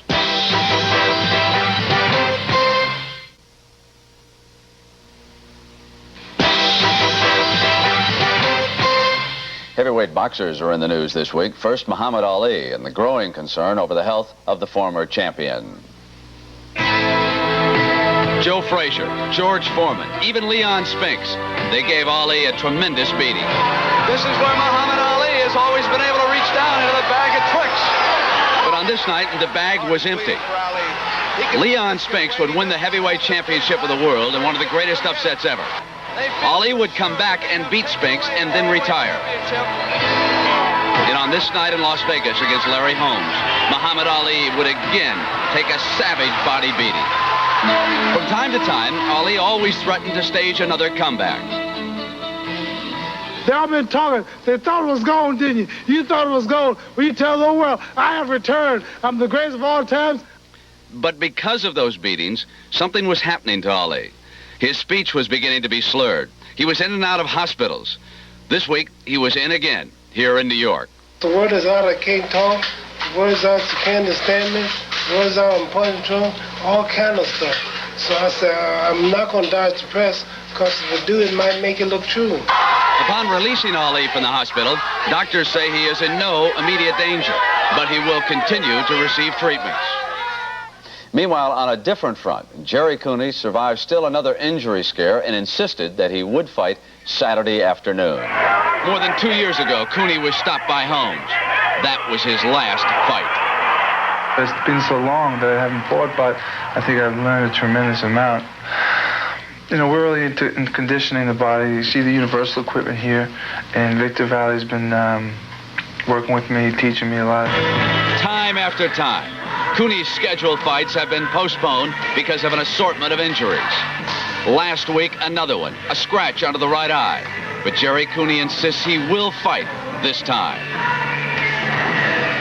I'm just real happy and confident that I'm putting it all together, and I'm getting an opportunity to get back and fight again and hopefully get another shot at the title. And if Cooney does indeed step inside that ring in Alaska, you will see it here on CBS Sports Saturday. Fight time is around 4 o'clock. The broadcast starts at 3:30, and that will follow the Illinois-Iowa football game, which gets underway at noon here on CBS. Now let's send you back to the stadium and the game you're enjoying on CBS. The Giants lead Tampa Bay 10-0 at halftime here at Giant Stadium. Dick Stockton along with Hank Stram. And, of course, in a game like this, mistakes are really magnified, Hank. And despite the fact Tampa Bay has outgained the Giants have been in control. Well, they've lost 75 yards in penalties and sacks, and that's a tremendous difference in a very close game that's really based on playing very well defensively. Lawrence Taylor has been a very important factor in the defensive effort by the Giants. He has 3 quarterback sacks today. The Giants have 4, and he's been all over Steve DeBerg. Now, here's a great illustration of his blitzing, number 56. Here he comes. He hits the quarterback. He's unmolested. It's untouched coming in to get the quarterback, DeBerg. The ball is... And here's another shot. Here's another shot. Here he comes again. That creates the opportunity for them to only get the first touchdown and the only touchdown in the game so far. Lawrence Taylor, number 56. So the Giants did not turn the ball over. Tampa Bay turned it over once, and that resulted in the only touchdown of the ball game. And this thing, anytime you have a game like this in the first half, the same thing could happen to the other team in the second half. So it'll be a good game, I think, the next 30 minutes. Tampa Bay will receive the second half kickoff when we come back in just a moment. Welcome back to Giant Stadium, where the Giants lead Tampa Bay Buccaneers 10-0, and Ali Haji Sheikh will be kicking off for the Giants. He has kicked a field goal, 34 yards. There you see, on the left, Michael Morton and Perry Tuttle. On the right, Tampa Bay trying to get something going. Morton at the goal line. Receives the second half kickoff, and once again, Larry Flowers is there. Flowers had upended James Owens and knocked him out of the game earlier, and Flowers hits Morton just as hard. Halftime statistics, as we mentioned, Tampa Bay has outgained the Giants, but the turnover story is very big here. That's the story in the game so far, and the sacks. The New York Giants have 4 sacks, and of course the Tampa Bay have 1, and there's 1 turnover, and that's really the difference in the game so far. Steve DeBerg, statistically, has not had a bad game. He's 10 of 17 for 134 yards. Wilder has rushed for 37, and House has caught 3 passes for 30 yards. At the 13-yard line, once again, Wilder straight ahead brings it out to the 20-yard line, a pickup of 7 yards. Joe McLaughlin and Terry Kennard make the tackle, but once again, Hank Stram, Tampa Bay does not start out in good field position. That's really been the key so far as far as their offense is concerned. Talking about the Tampa Bay Buccaneers, they really haven't had good field position, and the one time they had pretty good field position, they got themselves in trouble. You see, John McKay, if the weather had been inclement, rain or a lot of wind, John McKay would have gone upstairs to call the play for Tampa Bay today. We have a gorgeous day all afternoon. And we played together at Purdue University, and at that time Cecil Isbell was our coach, and he called the plays from the press box at that time. Wilder may have a first down for Tampa Bay. McLaughlin and Andy Hedden combined to make the tackle, so he's been a busy man as he is all the time for Tampa Bay.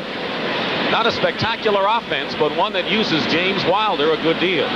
Well, they line them up and they say, what can we do best? And that's what they do. They try to express their ability the best they can. Of course, that's the challenge that all coaches have and all teams have. And both teams, I think, are doing a good job of it so far. Tampa Bay has a first down The other good bonus about James Wilder, Hank, is that he rarely fumbles.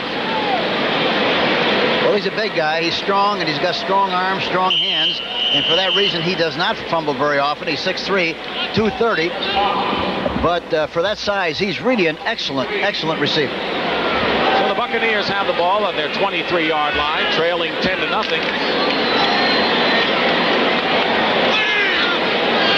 A lot of holding penalties. That one turnover, and of course the sacks. The offensive line has to do a better job. And here comes Taylor. Penalty marker is down, and Taylor decks DeBerg, and no one picked him up. That's the 5th sack of the game for the Giants. It's really unbelievable that nobody even touches him again this time. Look at Taylor coming. There's no tight end in front of him. Nobody. The offensive tackle, Sanders, there has to be a penalty on the play because they didn't even move on the play. Offside on the offense, number 88, and the penalty will be refused. Jimmy Giles offside. The penalty is refused. It'll be 2nd down, but DeBerg is in a hole once again early here in the 3rd quarter. Even though there's a penalty on the play, the offensive lineman in the back should go ahead and block their people, because that time Lawrence Taylor had a free shot, a bonus shot on DeBerg, and that can really take a toll on the quarterback as the game progresses. He got a free shot on a play where nobody even tried to touch him. Of the 5 sacks for the Giants, Lawrence Taylor has 4 of them. 2nd down and 17, backed up at the 16-yard line. Wilder slices off the right side and gets by Carson, still going, and Wilder has a 1st down in the most impressive running effort of the day for either side. A 27-yard pickup for James Wilder and a 1st down at the 43-yard line. As a counter play, look at, he starts to his left, goes to his right. Watch Steve Corson, number 72, out in front, makes a fine block on Lawrence Taylor, knocks him off. He doesn't make the tackle. Harry Carson comes in from the side. He misses the tackle. Now watch Corson, 56, watch 72. Good contact, good thump on the part of Corson. It goes down the sideline again and is missed by Carson. 27-yard pickup, 1st and 10 at the 43. In motion is Adger Armstrong, and here's Wilder again, and Wilder is hit at the line. Nothing that time.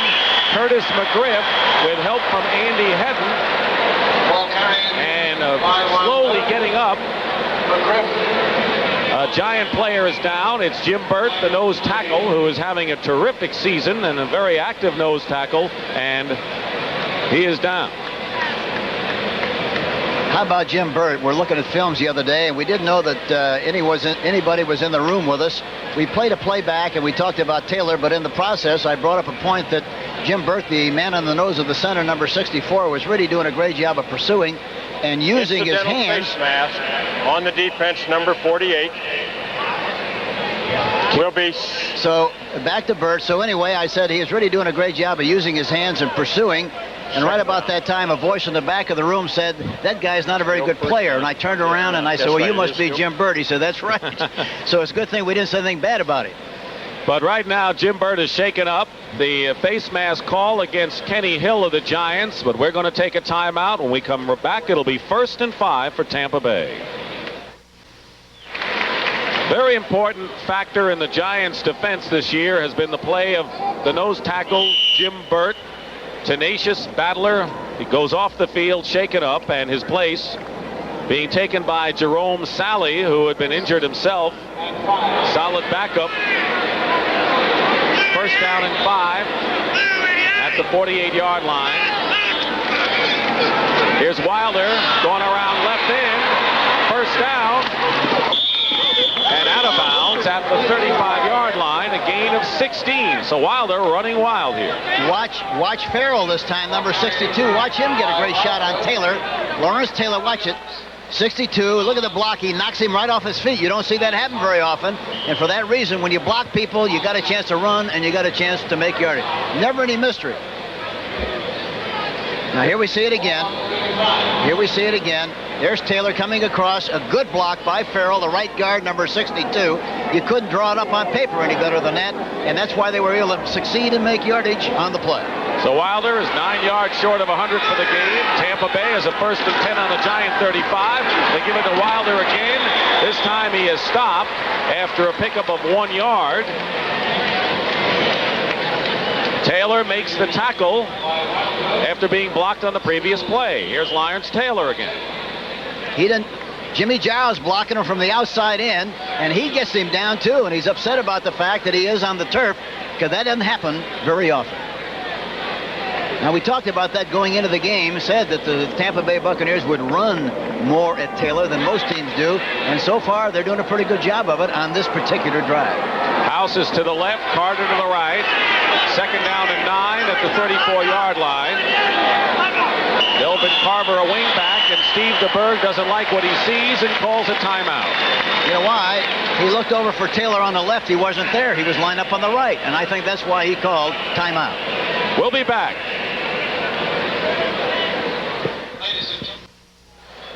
There's Jim Burt walking around now behind the Giant bench. Was helped off the field before. The Giants, meanwhile, have their pass rushing team of George Martin, Casey Merrill, Leonard Marshall in there. 2nd and 9 at the 34-yard line. Looking for blitz. Penalty markers down, and so is DeBerg. But there's a flag. The Giants look very anxious to get to number 17 once again. They've made a habit of that today. Jerome Sally, I think, that time, number 78 was offside, but let's see what they call.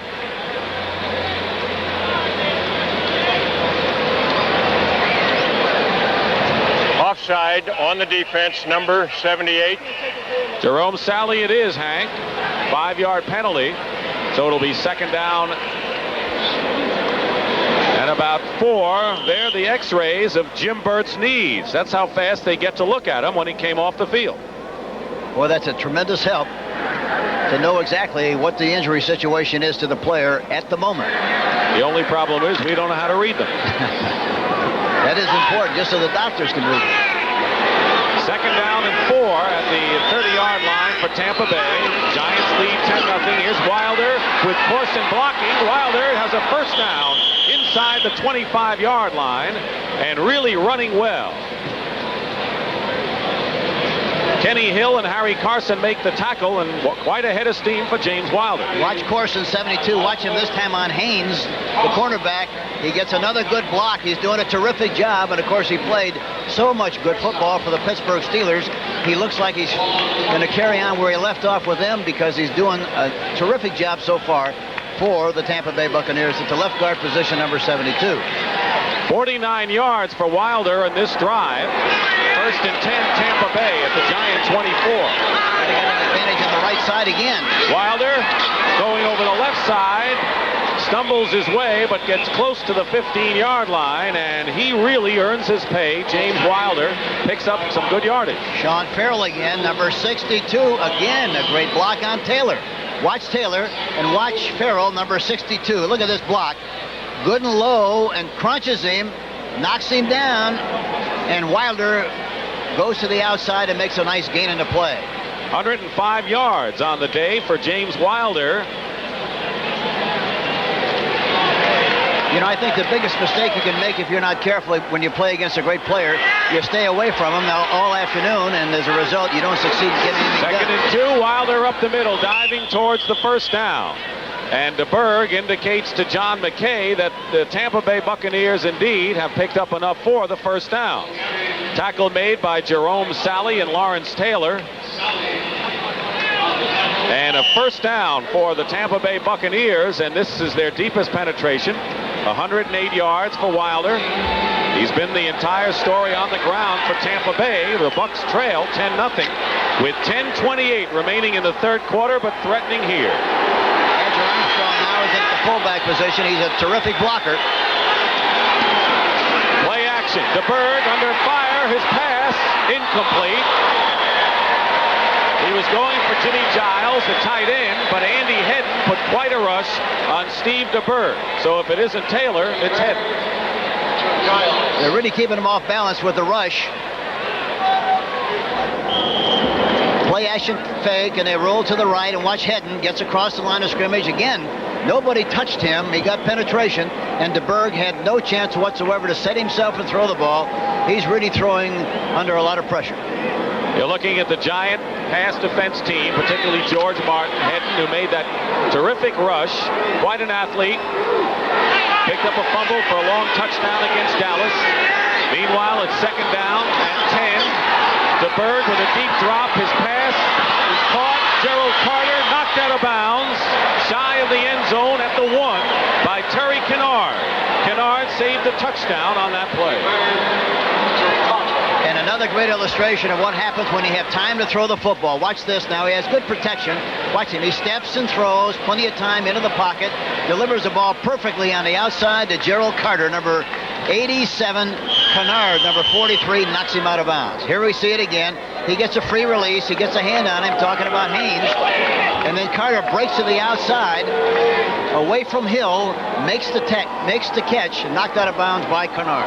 You know, Hank, I thought Carter thought he was going to get in there easy. He kind of slowed up, and then Kennard hit him. This is the 13th play of the series coming up right here. And here is Wilder, who is in for the touchdown. The Tampa Bay drive started on their own 13-yard line, and in 13 plays, 87 yards, the Tampa Bay Buccaneers score. They like to smash it straight ahead, and with the people they got up front, especially Corson, the center, Wilson, Farrell up front at the right guard position, they get a good push. And, of course, Wilder, as big as he is, he goes in for the touchdown, and now they got 6 points on the board and give the scorekeeper a little business. Blair Keel will hold for Obed Ariri.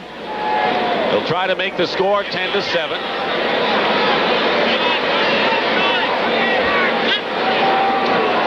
Ariri's kick is good, and it's now 10-7 ball game again. Tampa Bay is on the board and threatening the Giants. Wilder gained 65 yards rushing on this scoring drive.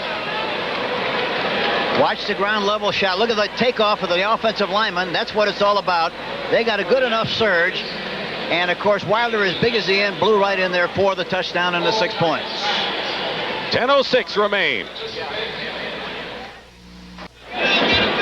Tampa Bay eating into the Giant lead. It's 10-7. That's the scoring drive. And Wilder gained 65 of those 87 yards and scored the touchdown. He has the only 2 Tampa Bay touchdowns rushing this season. Well, there's oftentimes a lot of complaints when one guy just carries the ball all the time, but it doesn't make any difference. There's only 2 back there, so one of them can carry the ball. If you have good blocking, it doesn't make any difference. You're going to make yards. McConkey at the 4, going outside and out of bounds at the 23-yard line. College football on CBS Sports next Saturday afternoon. Mike White's Fighting Illini, the defending Big Ten champions, Hank, against the Iowa Hawkeyes. They're ranked 14th. Hayden Fry, 2 outstanding coaches in that game. They really are, and they've really brought great success to their respective programs in the last few years. Noon Eastern time on CBS. This is the Giants' first possession of the second half. 9:57 showing on the clock. In motion, Byron Williams. Up the middle, puts Woolfolk for about 3 yards. And right now, for an NFL Today update, let's check in with Brent Musburger once again in New York. Brent, what do you got? Dick, I've got the Green Bay Packers. They've snapped back into this game suddenly against the Dallas Cowboys, and it was an interception against Gary Hogeboom. Badly thrown ball. Robert Brown goes in, but the extra point was blocked. It is now 13-6. Back to Dick and Hank. So a big break for the Green Bay Packers, who are trying to get their season straightened out. Meanwhile, it is 2nd and 7 for the Giants on their 26-yard line. Sims steps up and sidearms the pass, complete to the tight end Zeke Moat, and very close to a first down at the 33-yard line. Jeff Davis makes the tackle. Moat at that time ran a good route. He had the feel of the linebacker, knew exactly where he was. Made a little inside fake and back outside. The ball was right on the money, and Moat made the reception. They like Moat very much. This year they say that he is catching further down the field. They know about his blocking abilities. In fact, they even think someday he could turn out to be a Larry Brown type of offensive lineman later on in his career. The Giants have, I believe, the first down with 9:11 to play in the third quarter at the 33-yard line.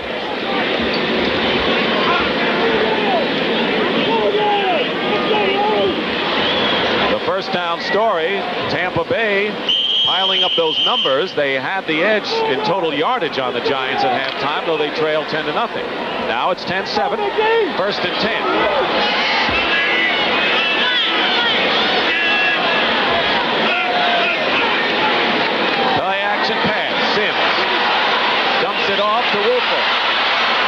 Roberts gets 9 yards up the middle to the 42-yard line. Both inside backers, Scott Brantley and Jeff Davis, bring him down. The impressive thing about the Giants so far is the fact that they went into the game with the anticipation of expressing balance and also patience. They have done exactly that so far. They've done a good job of that, and it's going to be interesting to see if they can maintain that same personality throughout the rest of the game. Second down and a long one. Here's Carpenter. He has a first down for the Giants. Close to midfield at the 48-yard line, and so the veteran Rob Carpenter does the job. Hugh Green and Cedric Brown make the tackle. So Phil Simms mixing his plays. After the long drive by Tampa Bay, Hank, how important would be a drive by the Giants right here? Well, it's always very important. You know, when the other team scores, you have to take away the momentum that they have. And if you can stuff the ball at them like they're doing right now, well, that's a good step in the right direction.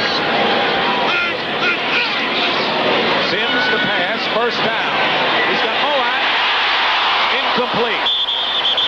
Moat appeared to have it. Jeremiah Castile came along and hit him and jarred the ball loose. There's Beasley Reese, who's hoping for something to show his former fans. Yeah, he'd like to walk or dance around the field again after the game. I asked him if you know the names of any of those people. He said, nope. He said, I know their faces, but I don't know their names. But they're great friends, and they mean an awful lot to me here in New York. Got the nickname down there, the Postbusters, after the Ghostbusters. And he says, tell Phil Simms I ain't afraid of no posts. Simms hasn't tested him yet. Second down and 10. In motion is Bobby Johnson. Draw play, Carpenter looking for room, and they close it up at the 49-yard line. Giants in Tampa Bay territory. But it'll be third and long as Cannon and Davis make the tackle for Tampa Bay. You take a look at Logan, who is really an outstanding player. You can't play the 3-4 without having a great nose man. That time he's handled very well by Belcher, the center, number 73. A little holding on the play, but as long as they didn't get caught, it's all right. That's the name of the game. Third down 8.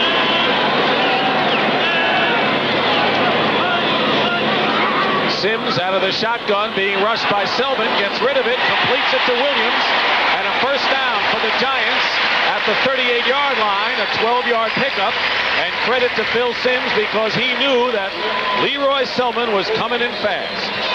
And that's again the difference. He has good protection. And he got rid of the ball just in time. Selman was coming from his left side.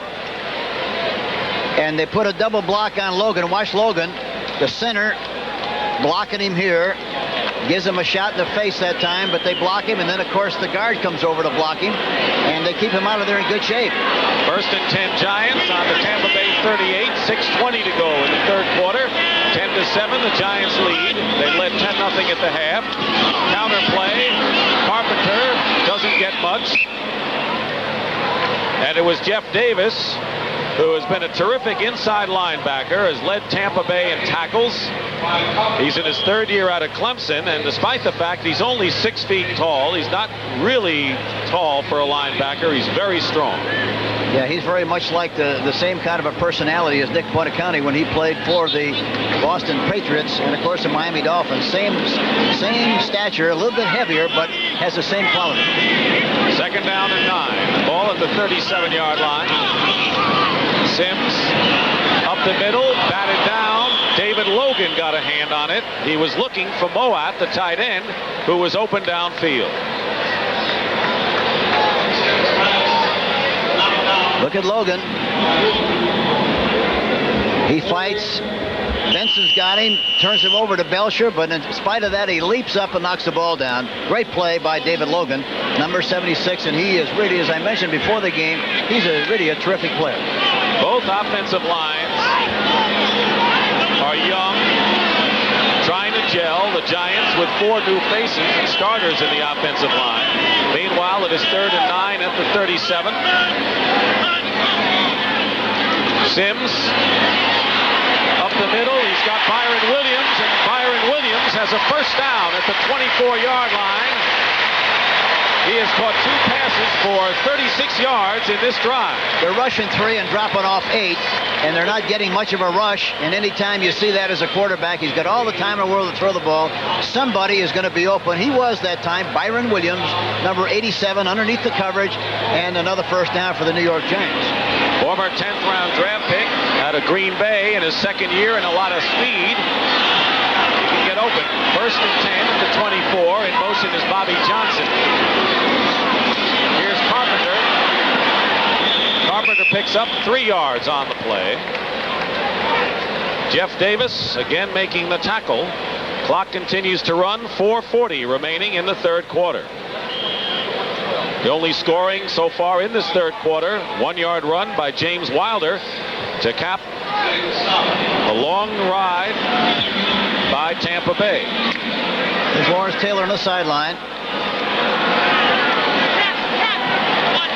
One thing the Giant offense is doing is giving the defense a chance to catch their breath, something they didn't do last year. Second down and 8. Sims to the air, pumps once, gets rid of it. Incomplete. Byron Williams was the intended receiver, and John Holt was all over it. The timing of the play was perfect on the part of John Holt, number 21. He came across with him man for man and made the play right about the time the ball was coming in there. He made the play. That time they put a little bit more pressure on the quarterback, and they're not going to get it done with that 3-man line. They've got to do something more dramatic from a rushing standpoint to put more pressure on Sims. John Cannon with good pressure on Sims. Looking at his numbers, his 1 touchdown pass was to Bobby Johnson following a Tampa Bay turnover in the second quarter. Third down and 8 for the Giants. In motion is Bobby Johnson. Sims up top, Moat knocked away, incomplete. Cecil Johnson was downfield covering on the play. We didn't think he was going to be back. And Cedric Brown also defending, the veteran with 29 interceptions, most among active players in the NFC. That time he made up his mind he was going to throw the ball to the right that time. Bobby Johnson, number 88. Green had him man-for-man coverage, and Green does that very well. But in spite of that, he had a chance for the corner and didn't look over there at all. And for that reason, threw the ball down to the right side and falls incomplete. Haji Sheik with a 39-yard attempt. He kicked one from 34 yards earlier. This kick is up and no good. It's off to the left. So Haji Sheik, who last year kicked 53 field goals for the Giants, is now 1 for 3 on the season. And it is still Giants 10, Tampa Bay 7. The Buccaneers will take over. Giants had the ball for 14 plays on that drive. They failed to capitalize. Haji Sheik is now 1 for 4 in the field goal department this year. First and 10 at the 22 for Tampa Bay, trailing by 3. Play action for DeBerg.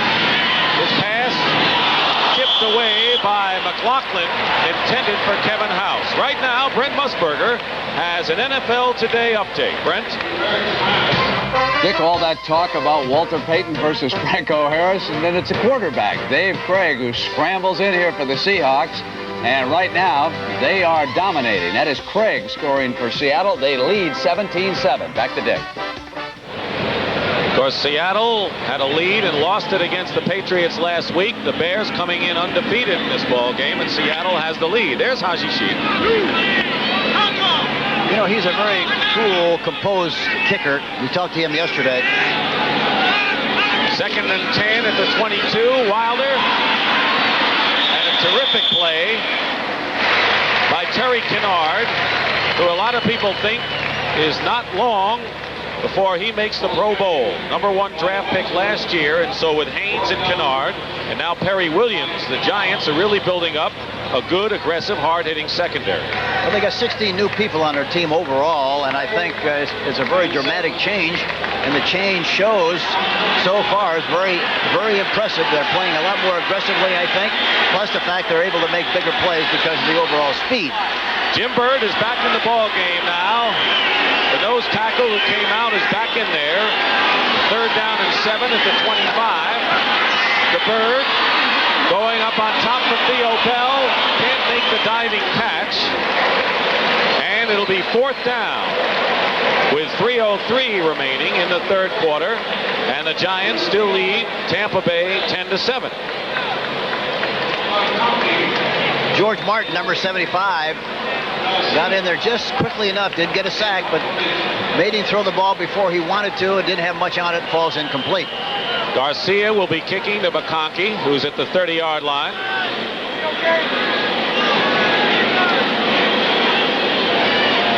Tampa Bay has won the last 2 times these teams have played. McConkey on a good punt will run it at the 25. Good speed, was tripped up by Whitty, the backup tight end, and out of bounds, or tackled at the 39-yard line by Adger Armstrong. 50-yard punt by Garcia. Dick Stockton and Hank Stram at Giants Stadium. 2:51 remains, third quarter. Giants have the ball, 1st and 10 on their 39-yard line. Byron Williams goes in motion. Sims with enough time. Knocked away, intended for Ernest Gray, and a fine play by Jeremiah Castile, who last week was carried off the field on a stretcher.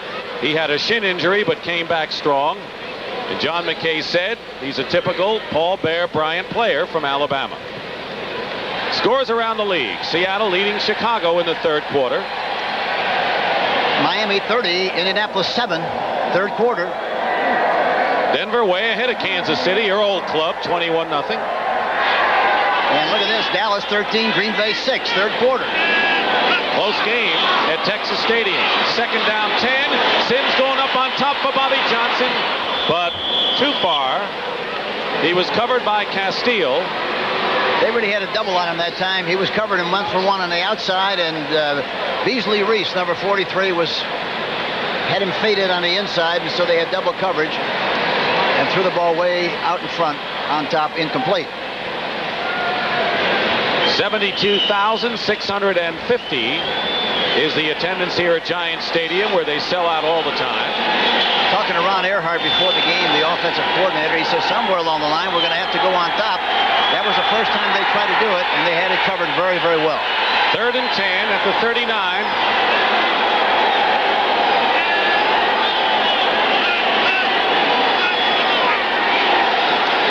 Sims pressured by Logan.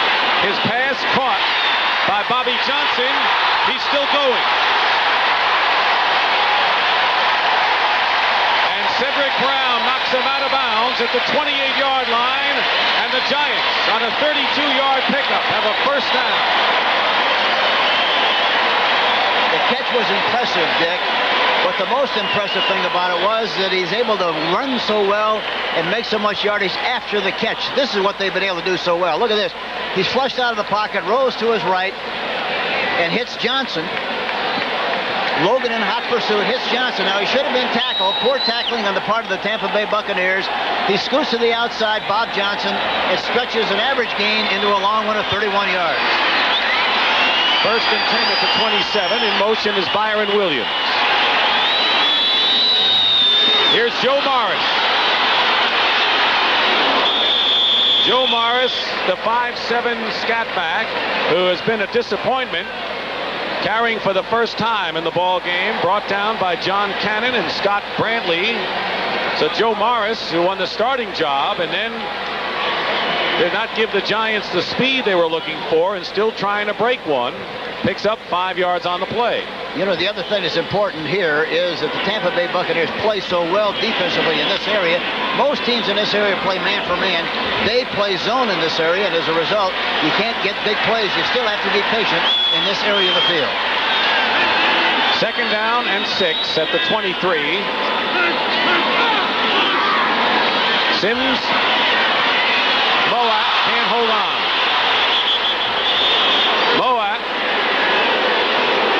started a run before he knew he had full control out of that one. It'll go as an incompleted pass, and I can understand why Moat was anxious to run, Hank. Well, the big thing is, too, you know, those linebackers and defensive backs, you throw anything in front of them, talking about the Tampa Bay Buccaneers, they really crucify you. They really bang you. And as I mentioned earlier, sometimes you expect that hit. You see it in the film so often, they kind of intimidate you if you're not careful, and you drop a ball normally that you would catch. 3rd down 6 at the 23. 5 deep defensive backs in the game.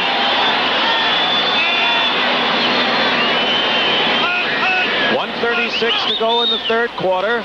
Pressure on Sims, gets rid of it, caught by Byron Williams, shy of a first down at the 20, and a big play by Jeremiah Castile, who saved the first down. It is fourth down, and the crowd wants Parcells and the Giants to go for it. They're going to measure. It is fourth down, and it looks as if they're short, Hank. It all depends on how short they are, really, because if they're less than a yard, the rule of thumb basically is to go for the first down. If it's more than a yard or more, you got to kick the field goal. I can't tell from this angle how short it really is. There's Bill Parcells talking about it on the sidelines with his coaches. It's a yard. They're going to kick the field goal. They got to kick the field goal, I would think. I don't know what he's going to do, but I would kick the field goal. I'll tell you one thing, Castile saved the first down with his great tackle right there. Yes, he did. You're sure right. The Giants are going to go for it. With a yard to go on fourth down, leading 10-7 with 1:20 to go in the third quarter. Bill Parcells is hardly playing it conservative right here. No, he really isn't. He's got Morris and Carpenter in the backfield. Tampa Bay tightens up at the line. Looks like they're going to might do something to the right side to where they're leaning. I don't know whether they will or not. Here they come. Carpenter may not have it. Tampa Bay says no. Let's see where they spot it. It's close. David Logan goes off the field. And from the looks of the Tampa Bay Buccaneers and the Giants, it looks as if Tampa Bay has held on fourth down. And that apparently is the case. Jeff Davis and Cecil Johnson stuff Rob Carpenter as the Giants gamble backfires. You know, it's tough. They had a good drive before and missed a field goal, came away with no points. They have another good drive and don't get any points. That's very discouraging to your offensive team and also your defense because they got to go back in the field and play football again, and there's no points on the scoreboard. Would Parcells say not to go for the field goal because it would be 13-7 and the lead would be 6 and not 7? It's still early. Please understand, you know, if I knew anything about coaching, I'd be on the field, but I'm up here. But I think basically, anytime you have a chance to get points, you got to get them. I think a lot of people would agree with you, Coach. First and 10 at the 19. DeBerg fires, complete to House. Close to a first down. Haynes makes the tackle. Right now for an NFL Today report, here's Brent Musburger. Dick, one of the unbeatens, the Chicago Bears are about to be toppled. Dave Craig play fake to Franco Harris. He's got his other running back, Eric Lane, streaking down the sideline. 55-yard touchdown. The Hawks lead the Bears 24-7. Back to Dick and Hank. All right, Brent, Seattle rolling it up on the Bears. New England got them upset last week. Coming back and beat them like they did. I guess so. Second down and 2 at the 27. A gain of 8 on that play. Up the middle. And a first down, Melvin Carver carrying. Melvin Carver, who is one of 2 players from the University of Nevada, Las Vegas, who made the Tampa Bay Buccaneers 3 years ago. Shows good power as you look at the clock run down. And that is the end of the third quarter here at Giants Stadium with the score, the Giants 10, the Buccaneers 7.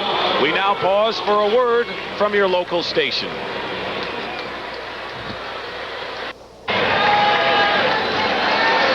Along with Hank Graham, this is Dick Stockton at Giants Stadium. We start the fourth quarter with Tampa Bay. First and 10 on their 38-yard line, trailing 10-7. Up the middle, Melvin Carver carrying again and picks up 4 yards on the play. For an NFL Today update, here's Brent Musburger again in New York. Brent, what do you have? Dick, it never rains, but it pours right now for the Chicago Bears. Watch as Bob Avellini completes this pass to Matsui. Butler will quickly strip the ball from him, and the middle guard from Boston College, Joe Nash, has got a touchdown. It is now 31-7. The route is on. Back to Dick and Hank. There's a good chance, Brent, that the Bears will be 3-1 after today. Second down and 6 at the 41. DeBerg to throw under pressure is hit. It is the sack by Lawrence Taylor. Once again, he's been laying low for a while here in the third quarter and comes out strong at the start of the fourth. That's the trouble with a play-action fake away from him. Now look at Sanders trying to block him. They put a tackle on him that time. Sanders is too high. And he looks him on the inside, gets a shot at the Berg, and he's out of business. No chance whatsoever. But that's typical of a big guy. He's 6'3", 280. You have to get good and low and deliver a good thump on that linebacker. He's way too high. Lost him on the inside, and that's why they had a problem. Incomplete pass. Taylor has 4 of the 5 Giant sacks in the game. 3rd down and 6. DeBerg starting his first game today in a Tampa Bay uniform. Led them to victory in a come-from-behind last week.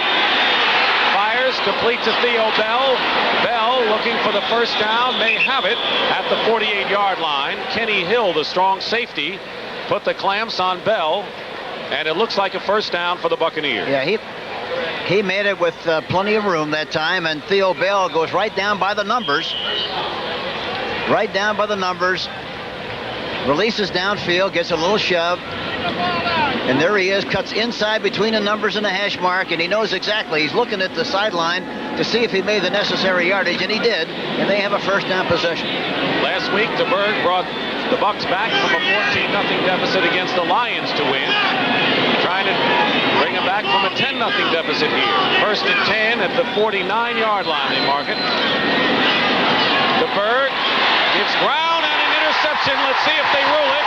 Andy Hedden, he has it. Giant ball.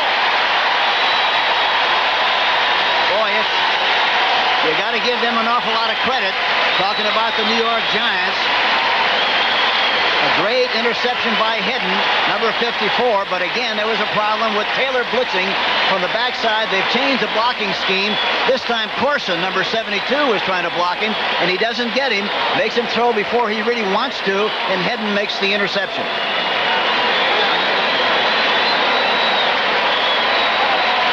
Andy Hedden and some tempers after the play. Watch Taylor coming to the outside. Watch Corson. He doesn't make the block. Puts pressure on him. There's also pressure inside from McLaughlin, and he throws the ball intercepted by Hedden, and Giants have possession 1st and 10. Corson on number 72. Watch Corson, 72, the left guard. Watch, he tries to block Taylor, but his head is down. You see, he has head up, head down, instead of having himself in a good position with his head up, and that's why he missed the block. Taylor got penetration. 1st and 10 Giants on the Buccaneers 37. In motion, Bobby Johnson. Sims dumps it off to Woolfolk. And Woolfolk gets back to the original line of scrimmage. Tackled by Castile and David Logan. Andy Hedden, who was recruited as a quarterback out of Clemson and was a quarterback in his sophomore year and gave way to Homer Jordan, who led the Clemson Tigers to the national championship. Hedden's son, Duke, would be very proud of his daddy after he made that play, won't he? Hedden is a big play linebacker, as the Giants saw against Dallas. But here again, they've got to take advantage of the opportunity. They've got good field position, but it doesn't mean a thing if you don't get points on the board. 2nd and 10 at the 37. Sims decked by Selman, and that's the 2nd sack of the ball game by Tampa Bay, and the 1st by Leroy Selman. That time, Robert Williams, the left tackle. But both tackles on both teams are having trouble with those great defensive players, Selman and especially Taylor. Here we see it again. Watch Selman. Going to the outside. William Roberts does not make the block. And for that reason, Selman is able to make penetration and make the tackle. Bill Roberts, number 66. 3rd down, 19. Sims backed up to the 46-yard line. Giants trying to take advantage of the turnover opportunity. Now here again, the middle is going to be open if they get a chance to throw the ball. Sims looking, and he's going to be thrown down to the turf by David Logan. And 2 straight sacks against Phil Sims, and Tampa Bay's defense does not allow the Giants to take advantage of that interception by Andy Hedden. And a very happy and elated Tampa Bay bench holds Phil Sims and company. Logan Selman and Cannon, all three of the front line have sacks. David Jennings will kick to John Holt. Well, we're seeing two super defensive teams here this afternoon. And that's what we expected. Good high kick. Holt will let it drop. It's in play, and it's down at the 2. Tampa Bay will be backed up following a 53-yard punt by Dave Jennings when we come back. 11:41 remaining in the fourth quarter. The Giants lead the Bucs 10-7. The ball at the 2-yard line. James Wilder and Melvin Carver are the running backs out of the I formation for Steve DeBerg. They might try to go up on top here. No, they're not. Carver brings it out to the 4-yard line, a gain of 2. Right now for an NFL Today update, here's Brent Musburger. Trailing 13-6. Randy Wright now quarterbacking the Green Bay Packers. He pulls out against the Dallas Cowboys. Phillip Epps is in the end zone. He's hit on the blitz. Everson Walls with his second interception. And the Dallas Cowboys hold their lead. Let's go back to Dick and Hank. All right, Brent, that game also in the fourth quarter. 2nd down and 8. They got to watch Taylor here. Well, I think, one thing that you have to recognize is the Tampa Bay Buccaneers have made 3 adjustments so far this game. DeBerg to throw from the end zone, swings it out, complete to Kevin House and out of bounds at the 11-yard line, shy of a first down by 1.5 yards. Fans who watch this kind of a game, they say, why don't they block Taylor? The reason is that really Taylor is doing a great job of getting penetration, but what has happened so far, the Tampa Bay Buccaneers have tried to block him with the back. That didn't succeed. They tried to block him with the tackle. That didn't work. They tried to block him with the guard, and that didn't work. So that's the problem they've had, but they've made adjustments, but they just haven't succeeded in executing the plan. Taylor has 4 sacks. The Giants have 5, Hank. But Tampa Bay battling. 3rd down and 2. And here's Wilder. He stopped. He does not make it. The Giant defense holds, and it'll be 4th down for Tampa Bay. Mark Haynes and Curtis McGriff combine to stop Wilder, who has gained 112 yards. Big play defense for the Giants on that 3rd and short. Well, you talk about bees going after the honey that time. They were all there. The pursuit angle was terrific. So Garcia has to kick from the end zone, 5 yards in. McConkey, who has returned 4 punts for 66 yards, could give the Giants good field position. Garcia doesn't reach for the ball very much. He kicks it pretty close to his body, but in spite of that... Booms this one. McConkey back to the 36. But he does give the Giants good field position. We have a penalty marker down about the 10-yard line. Danny Spradlin, the former Dallas Cowboy, made the tackle on McConkey, the former naval helicopter pilot. But we'll check and see what this penalty is. 10:01 showing on the clock. That thing was up there 4.9 seconds that time. That's a long time. Garcia was the leading punter in the NFC last year after being cut 5 different times.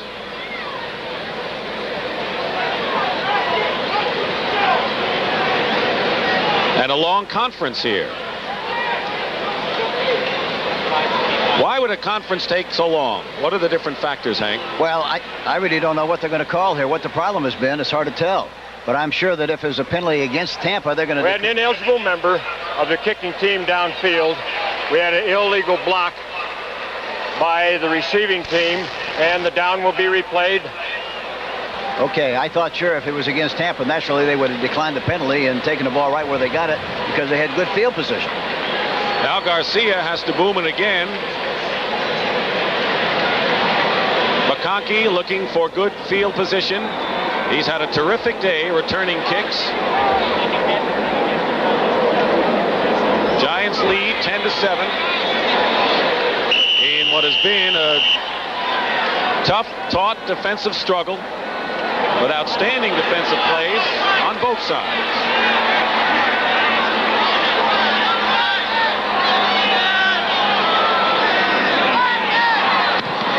Garcia, not quite as good as the last time, and McConkey calls a fair catch in Tampa Bay territory at the 49-yard line. So the second time was better for the Giants, who take over 1st and 10 when we return. 9:54 remain in the fourth quarter. Bill Parcells would like the Giants to eat up some time, Hank, but the running attack just hasn't been there today, as it hasn't been all year. I'm surprised they really haven't thrown more play-action passes on 1st and 10, too, Dick. At the 49 of Tampa Bay, Sims will put it in the air on 1st down, and he finds Moat as tight end and gets 8 yards just like that. Danny Spradlin makes the tackle on Zeke Moat. Talking about the running game, Carpenter is the Giants' leading rusher with only 29 yards and 11 carries. Last week, the Giants averaged just over 2 yards a rush. You know, the other comment I just made about play-action passes, what it does, the linebackers of the Tampa Bay Buccaneers get such good depth that if a play-action is going to hold them a little bit, you can throw behind a little bit better. 2nd and 2 at the 41. Byron Williams in motion. Butch Wilfo gets nothing. And it'll be 3rd down, a loss on the play of 1, so it'll be 3rd and 3. Bill Parcells told us that he doesn't mind the fact that the running game hasn't been there.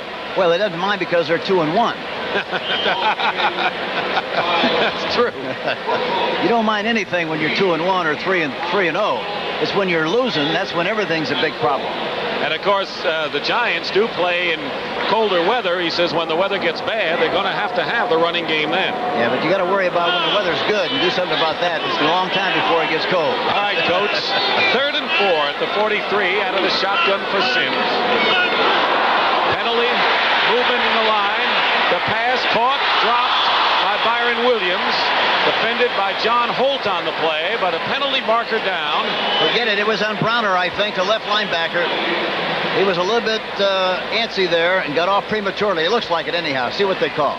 That's it. Tampa Bay penalty. And when you have 3rd and 4 and a 5-yard penalty. Number 57, it was offside. And as a result of the penalty, it is a 1st down. That's a tough one. Tough penalty for Tampa Bay. All penalties are tough. This one especially so. And here again, they've dropped 6 balls here this afternoon, and it goes right back to what I said earlier. They're expecting to get a good, tough shot once they make the catch, and for that reason, sometimes they're a little apprehensive, and they worry more about the hit than they do catching a football, and they drop it. 8:26 remaining. So instead of 4th down, it is a 1st down as a result of the penalty to Browner. The ball is at the 38-yard line. Here's Rob Carpenter up the middle. Carpenter to the 30-yard line like a bulldozer. Hugh Green makes the tackle, but William Roberts, that 1st-round draft pick out of Ohio State you've been talking about, put quite a block on. William Roberts, the left tackle, on a counterplay. Counterplay, meaning you step one direction, go another. Look at 66, Roberts. Go through the hole and gets a good shot on Brad Spradlin, number 55. And for that reason, he's able to get through there for a big gain. 2nd down and 2 for the Giants at the Tampa Bay 30-yard line. Carpenter, 1st down to the 26. Spradlin again on the tackle. Repeated the play, exactly the same counterplay, trying to get the linebackers to move in one direction and then go to the opposite side. Everything was exactly the same. He ran it a little tighter inside and picked up the necessary yardage for the 1st down on 5 carries. Carpenter rushing on 1st down situations. 5 carries, 5.4 average. Pretty strong. They bring Galbraith in. He's the good receiver out of the backfield. As you look at Carpenter's numbers, 1st and 10 for the Giants at the Tampa Bay 26.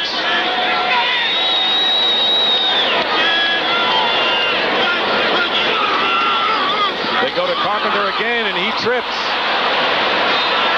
Now gets up again, and on his 2nd effort, he is down by Carl Morgan. He tripped on his own volition and then got up, and he knew he wasn't tackled by a Tampa Bay defender, picked up some extra yards. You know why he tripped? That's what happens, especially if you wear new shoes, new turf shoes, because they have great traction, and if you don't pick your feet up very high, you're going to stumble a lot, and that's what happened, I think, on the last play. It's a lot easier for a quarterback to use new shoes than it is for running backs. You've been talking about shoes. Are you selling shoes now, Henry? Well, you never know. You got to do it some way. Second down and 5 at the 21 for the Giants. They lead it 10-7. With 6:16 to go, Sims up the middle, Moab, touchdown.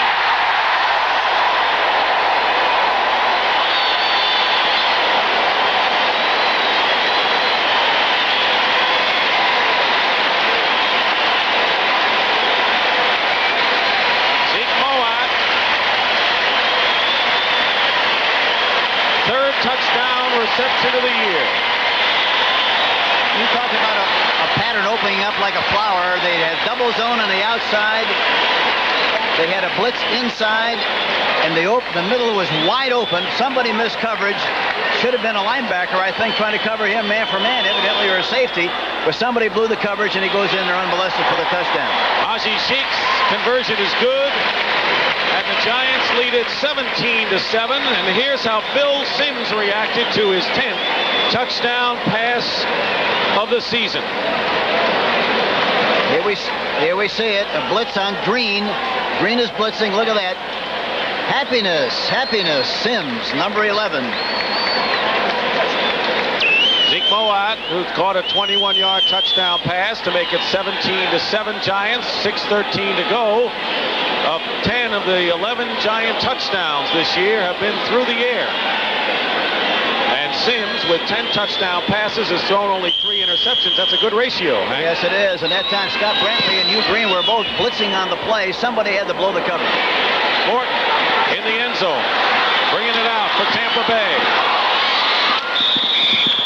And takes it out to the 23-yard line, where the Buccaneers, trailing by 10, go on offense 1st and 10. Well, tonight on CBS, start off with 60 Minutes, followed by Aftermath, and then the 36th Annual Emmy Awards, all coming up tonight on CBS. You know, it's hard to get used to seeing Mike Morton wear number 20. He's always worn number 1.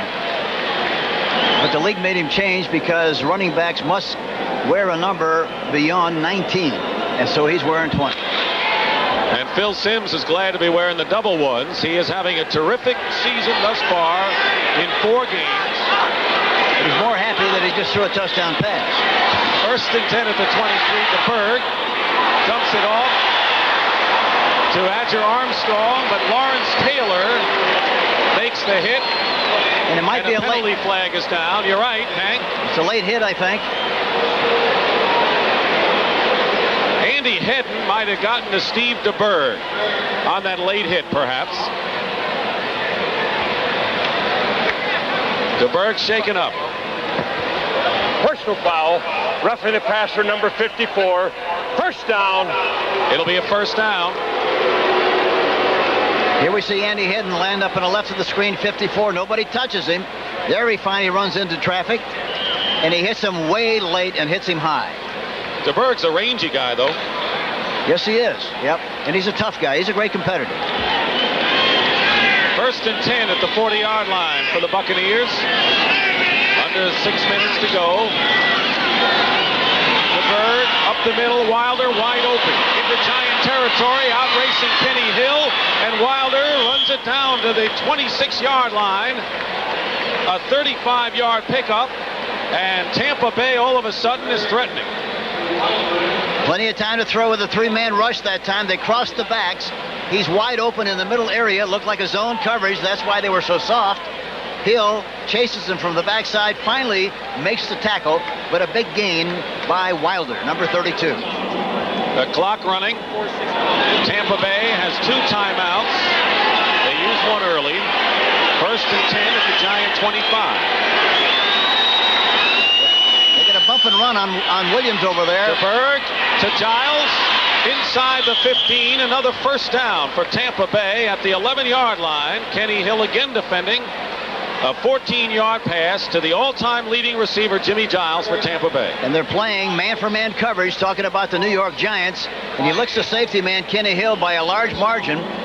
Hill finally overtakes him and knocks him out of bounds, but the ball now is on about the 11-yard line, and they've got down the field quickly. The one thing about the Giants defense, they had the feel we got to make them travel slow, must make them take the skateboard or the bus, not the jet, and they've been able to take the jet so far, and as a result, they've gone down the field a lot quicker than they should have. And a fast jet at that. 1st and 10. In motion, Carver.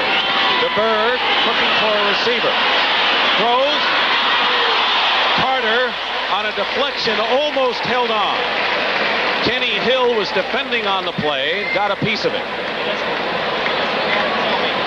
He had plenty of time that time. Watch Carter coming off the ball. Perry Williams doesn't hit him at all, tries to touch him, but he doesn't. He's open across the middle there, but he doesn't get the ball quickly enough. There he is. The ball's thrown a little bit behind, and Hill knocks the ball down. There you see Haynes dropping off into the 2nd and 10. The Bird under pressure, fires.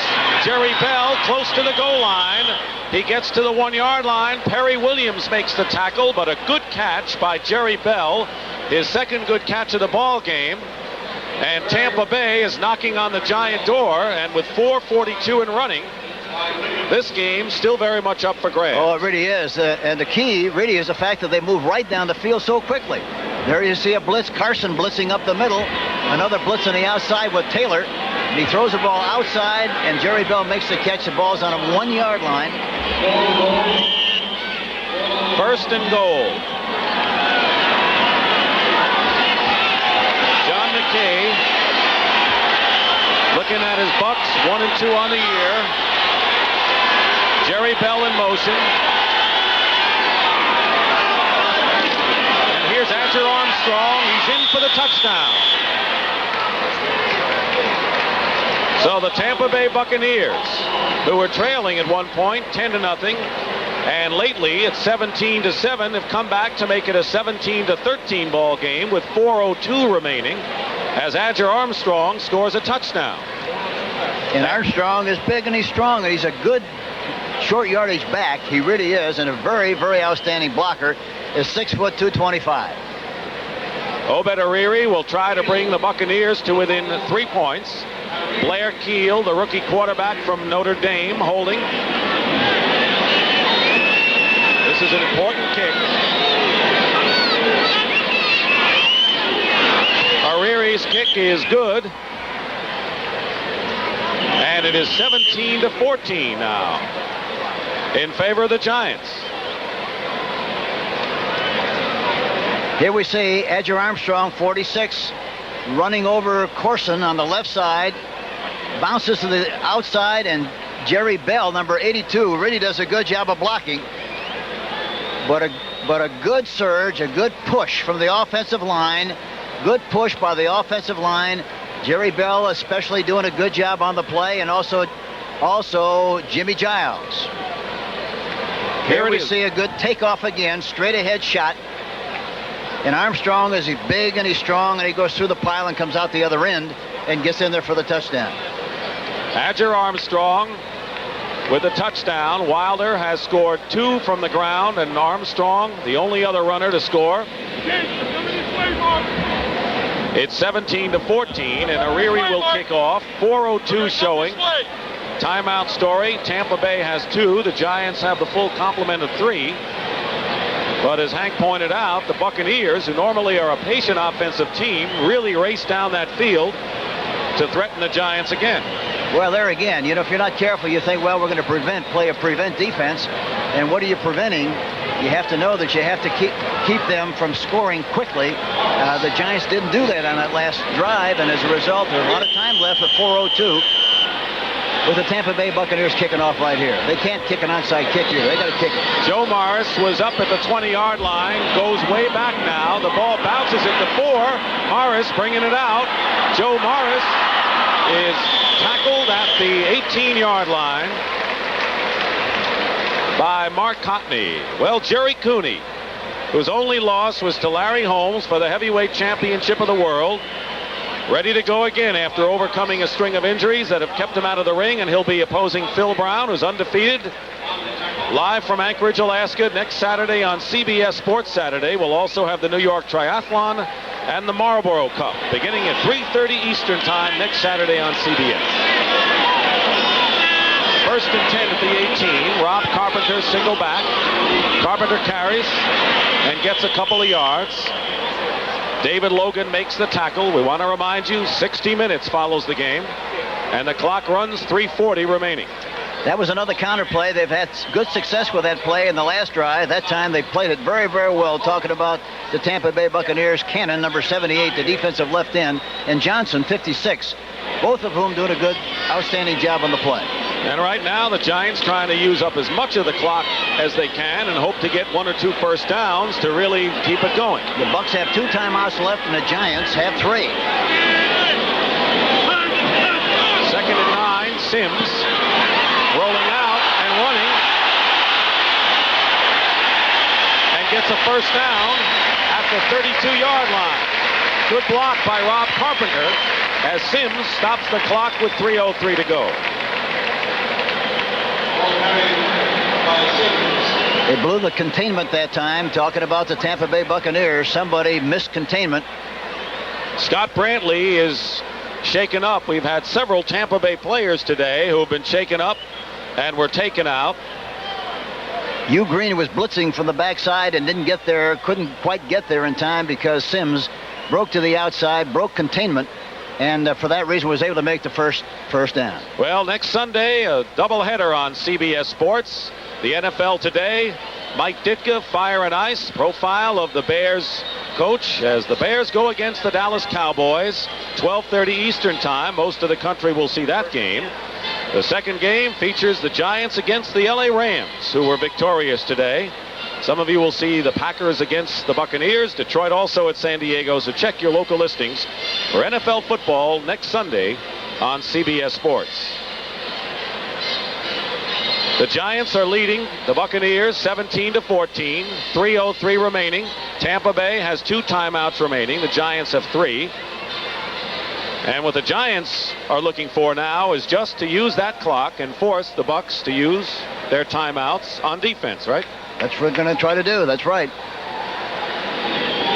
The big thing is, though, that the Tampa Bay Buccaneers, they have to stop them on 1st and 10. And, of course, on the other side of the football, the people in blue are going to say, we've got to make 4 or more on 1st and 10. So that's the battle that's going to be waged here on the 1st and 10 situation that's upcoming. Brantley getting up now and walking off. It's been a tough physical defensive game. The big thing the Giants have to concern themselves with right now is the fact they cannot fumble the ball. The Tampa Bay Buccaneers are going to have to tackle the ball, try to scrape it loose somehow, some way to get good field position. And the New York Giants have to be aware of that and really squeeze it as tight as they can. The Giants have played an error-free ball game today. And that's usually a good barometer whether you win or lose. Tampa Bay has had 2 turnovers and 1 cost them, resulting in a touchdown on the ensuing drive. 1st and 10 for the Giants on the 31. Here's Carpenter. Good effort by Rob Carpenter. They say he doesn't move the pile, but he did on that play. And picks up 3 yards on the carry. 2:55. 2:53 showing on the clock. David Logan and Richard Wood make the tackle. The clock stops with 2:53 showing, and Tampa Bay has called a timeout, forced to call it on defense, and they have 1 left. Well, they really have 2 left because they'll be down to the 2-minute offense here in a minute. And I shouldn't say a minute, but 53 seconds. So they still will wind up with 2 timeouts. Looking at scores, finals today in the NFL, the 49ers remain undefeated. Jets, after an early deficit, beat Buffalo. The Rams over Cincinnati. Bengals in a slump. The Saints over the Cardinals, a big win for Bum Phillips. Atlanta over Houston in a big victory for the Falcons. Minnesota wins again over Detroit. The Browns surprised the Pittsburgh Steelers, first win of the year for the Cleveland Browns, and Washington in the big contest with New England. Look at Seattle, 31, Chicago 9. Miami 44. Another big day for the Dolphins. 7 for Indianapolis. And look at this. Denver 21. Kansas City nothing. Dallas 13. Green Bay 6. And the Giants, 2nd down and 8 on the 33. Bill Parcells has his team 2:53 away from winning its 3rd game in 4 starts. In motion, Byron Williams. Carpenter. Back to the line of scrimmage. It'll be 3rd down and 8. Tackle Cecil Johnson and Jeff Davis. Tampa Bay not calling the timeout here, hoping they stop the Giants on 3rd and 8 and give Steve DeBerg a shot on offense one more time. DeBerg led a very nice drive the last time the Buccaneers had the ball. You know, the Giants so far have had to go approximately 7.9 on every 3rd down situation, 3rd and 8. Let's see what they do here. They've got that much now. 3rd and 7. Sims has time. His pass is caught by Moat. And it looks to be a Giant 1st down at the 41-yard line. Jeff Davis on the tackle. The clock will stop with a 2-minute warning. And we may also have a measurement. We are going to have a measurement as we hit the 2-minute warning. And that would be a big boost to the Giants if they do indeed have a 1st down. The key to that play again, no rush. They had a 3-man front, no rush whatsoever, and he had plenty of time to get the ball to the tight end, Zeke Moat, number 84. I'm sure they made the 1st down. It sure looks like it from here, doesn't it, Dick? I would think so. Not by a whole lot, but by enough, and that's all you need. Late to the football, 1st down Giants. And our 2-minute warning is in effect. We'll be back at Giant Stadium with the New York Giants leading the Tampa Bay Bucks 17-14.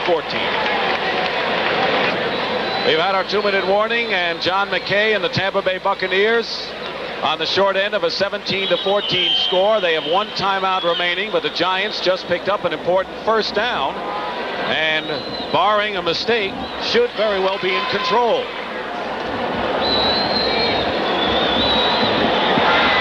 First and 10 at the 41-yard line. They've been running that counter on 1st down. This time they might run it to the left side, and let's see what they do. Here's Rob Carpenter. Picks up a yard, maybe a yard and a half. Buccaneers have to decide when they're best to use that 1 timeout remaining. Leroy Selman makes the tackle on Carpenter.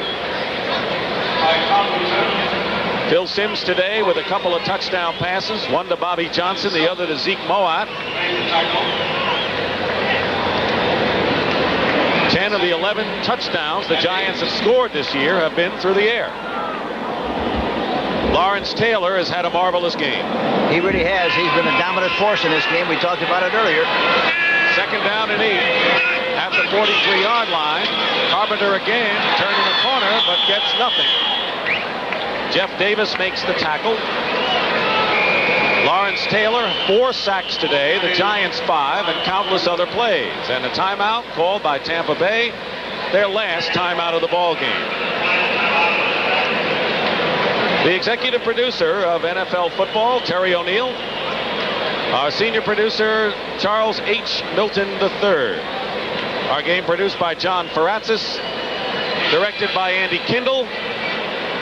Associate Director Mike Albanese, and the rest, good job by all. Marty Aronoff, our spotter. Pat McGrath, our statistician. Tough game, and I think that those, Hank, that thought the Giants would come in to face a Tampa Bay club and have easy pickings, well, I don't. We're barking up the wrong tree. Yeah, I think after games, you know, people, fans especially, look at a schedule and they say, well, we should beat Tampa, and then the people in Tampa say, well, we should beat the Giants.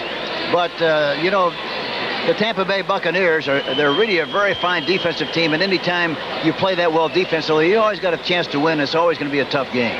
The big thing for the Giants today, Hank, is the fact that they did not commit a turnover. No, they didn't, and they created some opportunities, and the big difference in the game really was a turnover on the 22-yard line that got a touchdown on it, and really that's really been the difference in the game. Miami with a big win over the Colts, 44-7. And Denver over Kansas City 21-0. So Miami and the Raiders right now undefeated in the AFC, and the 49ers 4-0 in the NFC. 3rd down and 8 at the 43.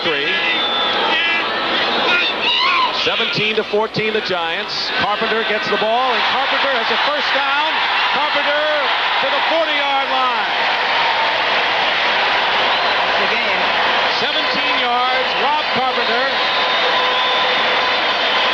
And the Giant rushing attack seems to have awakened in the latter stages of this game. Well, they mix it up very well. I think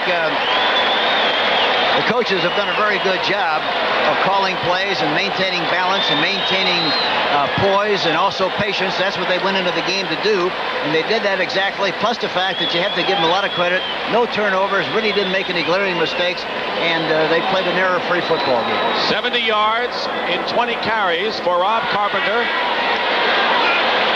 He has 41 of those yards this quarter. Phil Simms covers up, and that should be the last play of the ball game.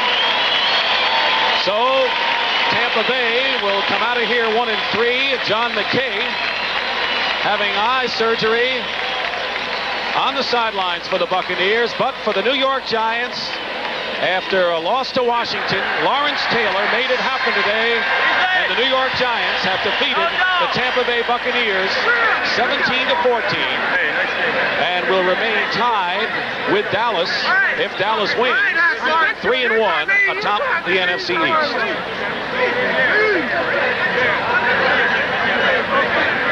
Lawrence Taylor. We talked about Green and Taylor, and there they are, Hank. And, of course, Green did not play a bad game, but Taylor played an extra special game today. Yeah, he made things happen. That's what he does so well, and he made things happen. Their style of play is totally different. 4 sacks for Lawrence Taylor, and he and Hugh Green from the Pro Bowl are good friends. Phil Simms, 2 touchdown passes. Final score, the Giants 17, Tampa Bay 14. For Hank Stram, Dick Stockton saying so long. Right now, let's go to Pat Summerall in Dallas for the Green Bay-Dallas game. 2 minutes and 7 seconds left to play at Texas Stadium, with Dallas leading Green Bay 13-6. Pat Summerall with John Madden. It's been a defensive struggle, and a real struggle throughout the day. Renfro comes wide to the right. Donnelly goes out to the left. The Giants beat Tampa Bay 17-14. Look out, here comes the blitz. Hogeboom, he gets away from 2. Can't get away from everybody. Cumby and Douglas both after him. 4 sacks by the Green Bay defense. Well, the Packers finally figured out that play. You know, that was one where they pulled to the right, pulled to the left, brought the tight end across, and the Packers just ignored it and just went right after Hogeboom. They said it's too late to react to all that stuff. Watch him here. Now, we're going to have that same thing. This is what, they see the pull there, the back coming back this way. And the thing is, the Packers had a blitz on, Douglas coming from the outside, and none of that movement affected him. Forget about all that phony pulling and stuff that they do. 2 minutes left to play. The executive producer of the NFL on CBS is Terry O'Neill. Senior producer, Charles H. Milton. Number 3. Bob Stenner produced this game. Sandy Grossman directed. Good guys to hang around with. Joan Vetrano, the associate producer. And the rest of our group that always makes life easy for us. 13-6 Dallas over Green Bay. 2nd down, 17 to go. 2 minutes left to play. The ball's at midfield.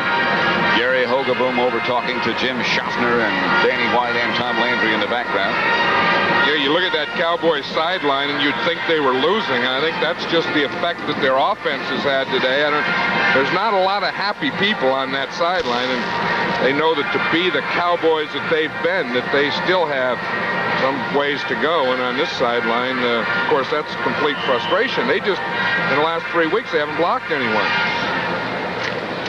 The Packer defense has played well, extremely well, and so has the Cowboy defense. It's on offense they can't get anything going.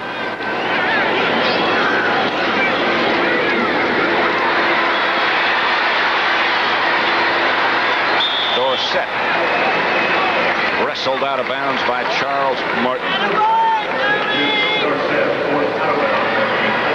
an update on the progress of things in the NFL. Let's go back to Brent Musburger in New York. That it is becoming the most lethal passing combination in the National Football League. Dan Marino hit Super Duper 7 times for 173 yards and 2 touchdowns, and the Dolphins remain unbeaten at 4-0 as they rout the Colts 44-7. Back to Pat and John. The situation here has not been many fireworks. 13-6. Dallas has 3 timeouts. Packers have 2. Cowboys leading. They're at the Packer 40. Minute 53 left to play. From the shotgun, the spread. Ogaboom, Donnelly. And Donnelly hangs on. Doug had a bad shoulder coming in. Estes Hood and Tom Flynn did the sandwich. Donnelly is hurting a bit, but gets back to the huddle. And you can see it's his right shoulder, but this is the thing that Tom Landry was talking about. Hogaboom will get in trouble sometimes, throw some passes. Look, it's a double coverage that he shouldn't throw, but his arm, he has such strength in his arm and zip on the ball that he can get it into those situations.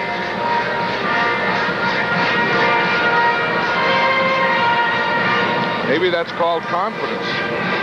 Maybe cockiness. Green Bay timeout. Forrest Gregg still looking on. Lofton and Jefferson, renowned, famous, the toughest duo in the NFL. Look what they've done. That's the problem. I think that they've only caught 3 passes. Lofton caught 1 today. Jefferson caught 2. Against the Raiders 2 weeks ago, Lofton caught none. Last week, Jefferson caught none. They've only directed 9 passes to him. And if those are the best guys in your team, the best guys in your offense, and they don't get the ball, that's the problem right there. Now, why or how they don't get the ball, then that's another problem.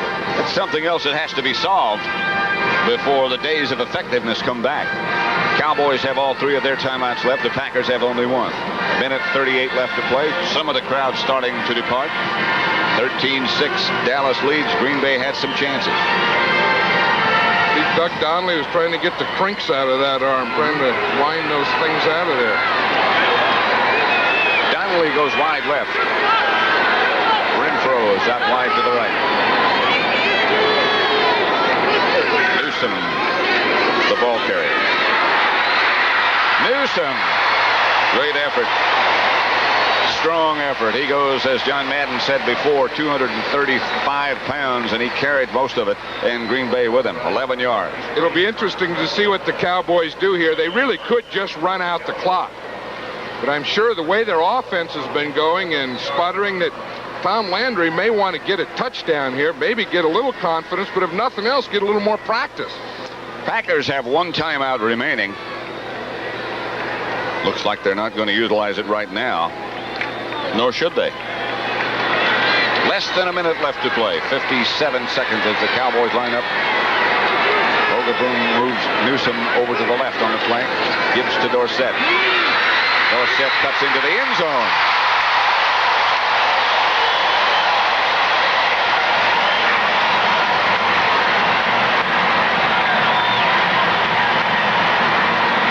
Dallas just tucked it away. Cowboys 19, Packers 6.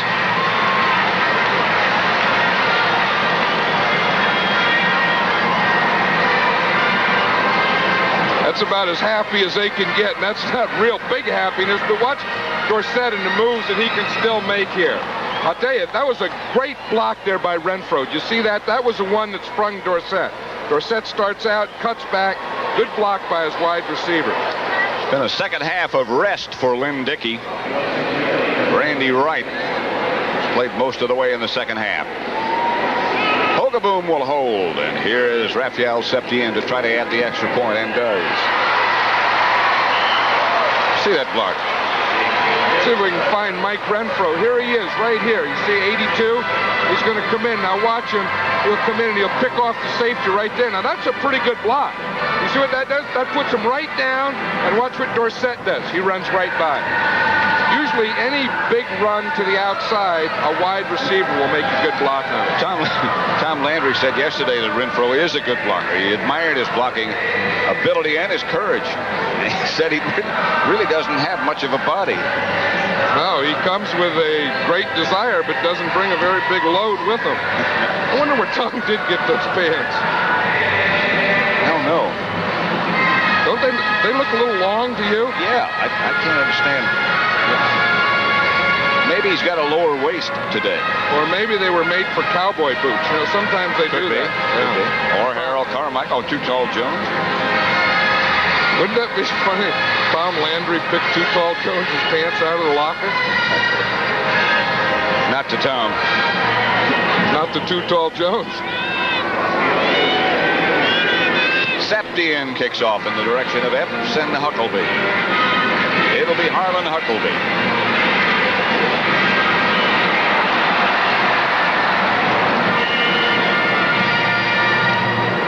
A reminder that one more time to tell you that the Bears are no longer unbeaten. The Cowboys will be 3-1. And we'll be there for the match next week between Dallas and the Chicago Bears at Soldier Field. The other games will be the Giants-Rams, Atlanta, San Francisco, Philadelphia, Washington, the Bays, Green Bay, and Tampa. Detroit, San Diego, New Orleans against Houston. So check your local listings for the game or games that you'll see in your area. But we'll be in Chicago. Don't forget the NFL wrap-up show today with Brent Musburger coming up next. Right. Flags. 38 seconds left to play. Forrest Gregg. They're still double teaming old Randy White in there. Even on a play that doesn't count, they put 2 guys on him. Well, Randy, they're going to get him blocked even if there is only 38 seconds to go. Number 68, offense. And a reminder again what's coming up after football here on CBS. 60 Minutes, of course, will follow. Then After MASH. And then the 36th Annual Emmy Awards. Randy White. That holdout and the lack of training camp may have bothered him somewhat, but it doesn't really look like it had a lasting effect. He probably had his best day today.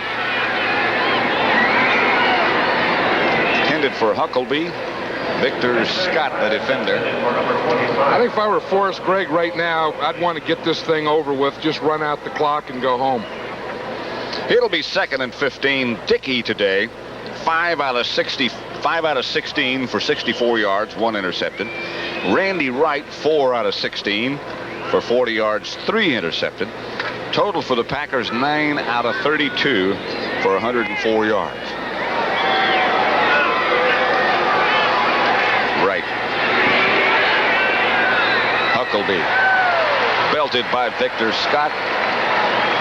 Clock runs. They say it was complete. Don Smerrick put the heat on Randy Wright. I'll tell you, old Randy Wright's going to be sore tomorrow. He has really taken some shots today. He'll be sore tonight. Back he goes again. Pass complete to Philip Epps. Wide to the left. That's still not enough for a Green Bay first down. Clock is still running. And that ought to do it.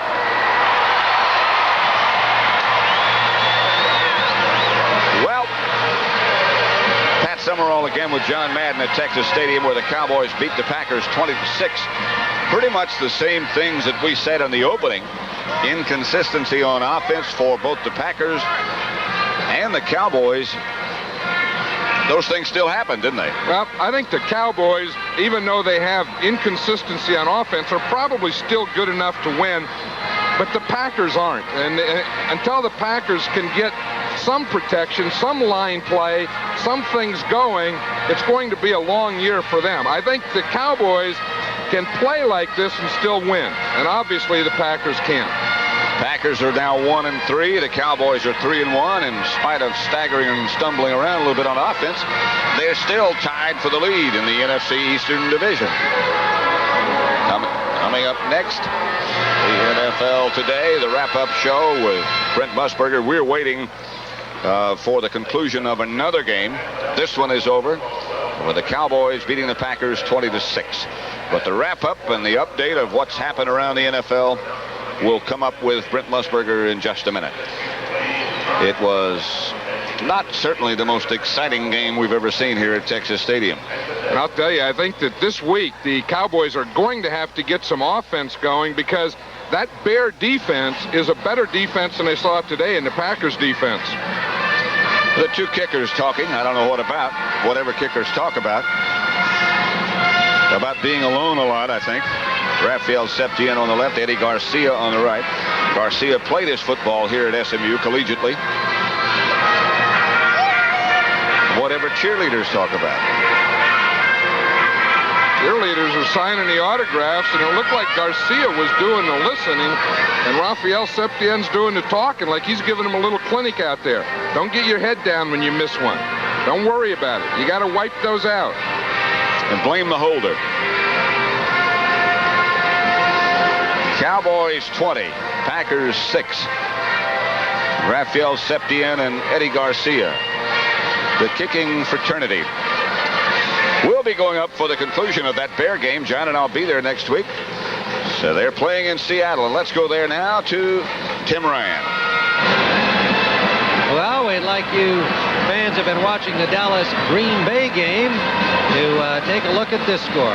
38-9, as an interception by Terry Jackson has just lengthened the lead of the Seattle Seahawks over the Bears, as it's been all Seattle today. Defense and turnovers. Rusty Lish is in at quarterback, and this happened moments ago. Terry Jackson. And Rusty Lish came in for the tackle, tried to grab him around the shoulders and got the straight arm, and that's what happens sometimes when a quarterback who's not used to tackling tries to snare a fast defensive back, as Terry Jackson shows the smiles in what has turned out to be a complete rout for the Seattle Seahawks, 38-9. 62 yards for Terry Jackson. 31 of the 38 points have come from turnovers. The Bears 6 turnovers today. Bob Avellini was the starter for the injured Jim McMahon, and he had all kinds of problems.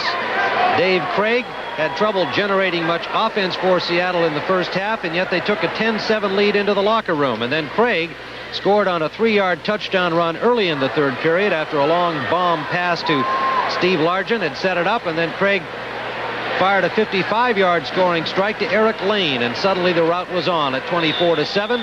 A Joe Nash fumble recovery in the end zone provided another score for Seattle, and you just saw Terry Jackson, a former New York Giant, acquired in the offseason, take it in. This is Jack Cameron, rookie kickoff return man for the Bears, getting to the 15, and that excellent coverage by the Seahawks continues to be excellent. And this time it was Eric Lane, who has also had a nice afternoon at running the football today for Seattle. 60 Minutes follows football, except on the West Coast. You'll see it at its regular time. Out here, we are in Seattle at the Kingdome. Tim Ryan and Johnny Morris, as the Seattle Seahawks are about to go to a 3-1 mark. Well, I'm sure you were interested in the Peyton-Harris confrontation. 2-3 in the all-time rushing derby behind Jim Brown. It was all Peyton today. 24 carries, 116 yards, as the Bears, as usual, had the ball for most of the first half and had a high possession time today. It's been the turnovers that killed them. Peyton has moved into the number 2 slot. And that kind of defense for the Seahawks has also been prevalent today as they bat down a Rusty Lish pass. Back up Dino Bangiero, number 73, getting a hand on that one. 2 seconds to play in Seattle. And the Seahawks will move to 3-1. The Bears will fall to 3-1, and the Bears meet Dallas next week, as the Cowboys move to 3-1 today with their win over Green Bay. Rusty Lish came in relief of Bob Avellini here in the 4th period. Bears hope to have Jim McMahon back in action next week. Lish going deep for Willie Goff, but it's out of bounds. And that is it. So the final score, the Seattle Seahawks 38, the Chicago Bears 9. Franco Harris, not a big factor today, didn't have to be. Chuck Knox, defense, and Bears turnovers resulted in the win. Coming up next after the game, it's the NFL Today wrap-up show with Brent Musburger. Tim Ryan for Johnny Morris. So long from Seattle. except on the West Coast. 60 Minutes is coming up next right after this quick scoring update. As most of you know by now, the Dallas Cowboys have pushed their record to 3-1. They beat the Green Bay Packers 20-6. The Denver Broncos today shut out Kansas City. 21-0 was the final there. The Giants win a tough one over Tampa Bay, 17-14. 2 more touchdown passes by Phil Simms. He now has 10 for the season. Miami routs the Colts 44-7, and so the Dolphins push their record to 4-0 on the season. Seattle, with 3 defensive touchdowns, beats the Bears 38-9. That is the first loss for Chicago after 3 victories. Washington's record now 2-2. They've won the last 2 weeks. They're putting their act back together. Riggins rushed 33 times for 140 yards and 1 touchdown in that triumph. Cleveland beats Pittsburgh. That is the first win of the season for the Browns this year after 3 setbacks. Minnesota wins for the second time in 2 weeks, 29-28. Jan Stenerud kicks 5 field goals. That's a career high for Jan in 1 game. Atlanta's record now 2-2. Houston 0-4, and the Oilers have lost 20 straight road games of the National Football League. New Orleans beats St. Louis 34-24. Both those teams now are 2-2 on the season. And the Rams beat Cincinnati 24-14 for the Bengals. That's their worst start since 1979. They have not won a game. Jets win over Buffalo by 2 points. San Francisco over Philadelphia 21-9. I'm Brent Musburger. So long, everybody. You've been watching CBS Sports coverage of the National Football League.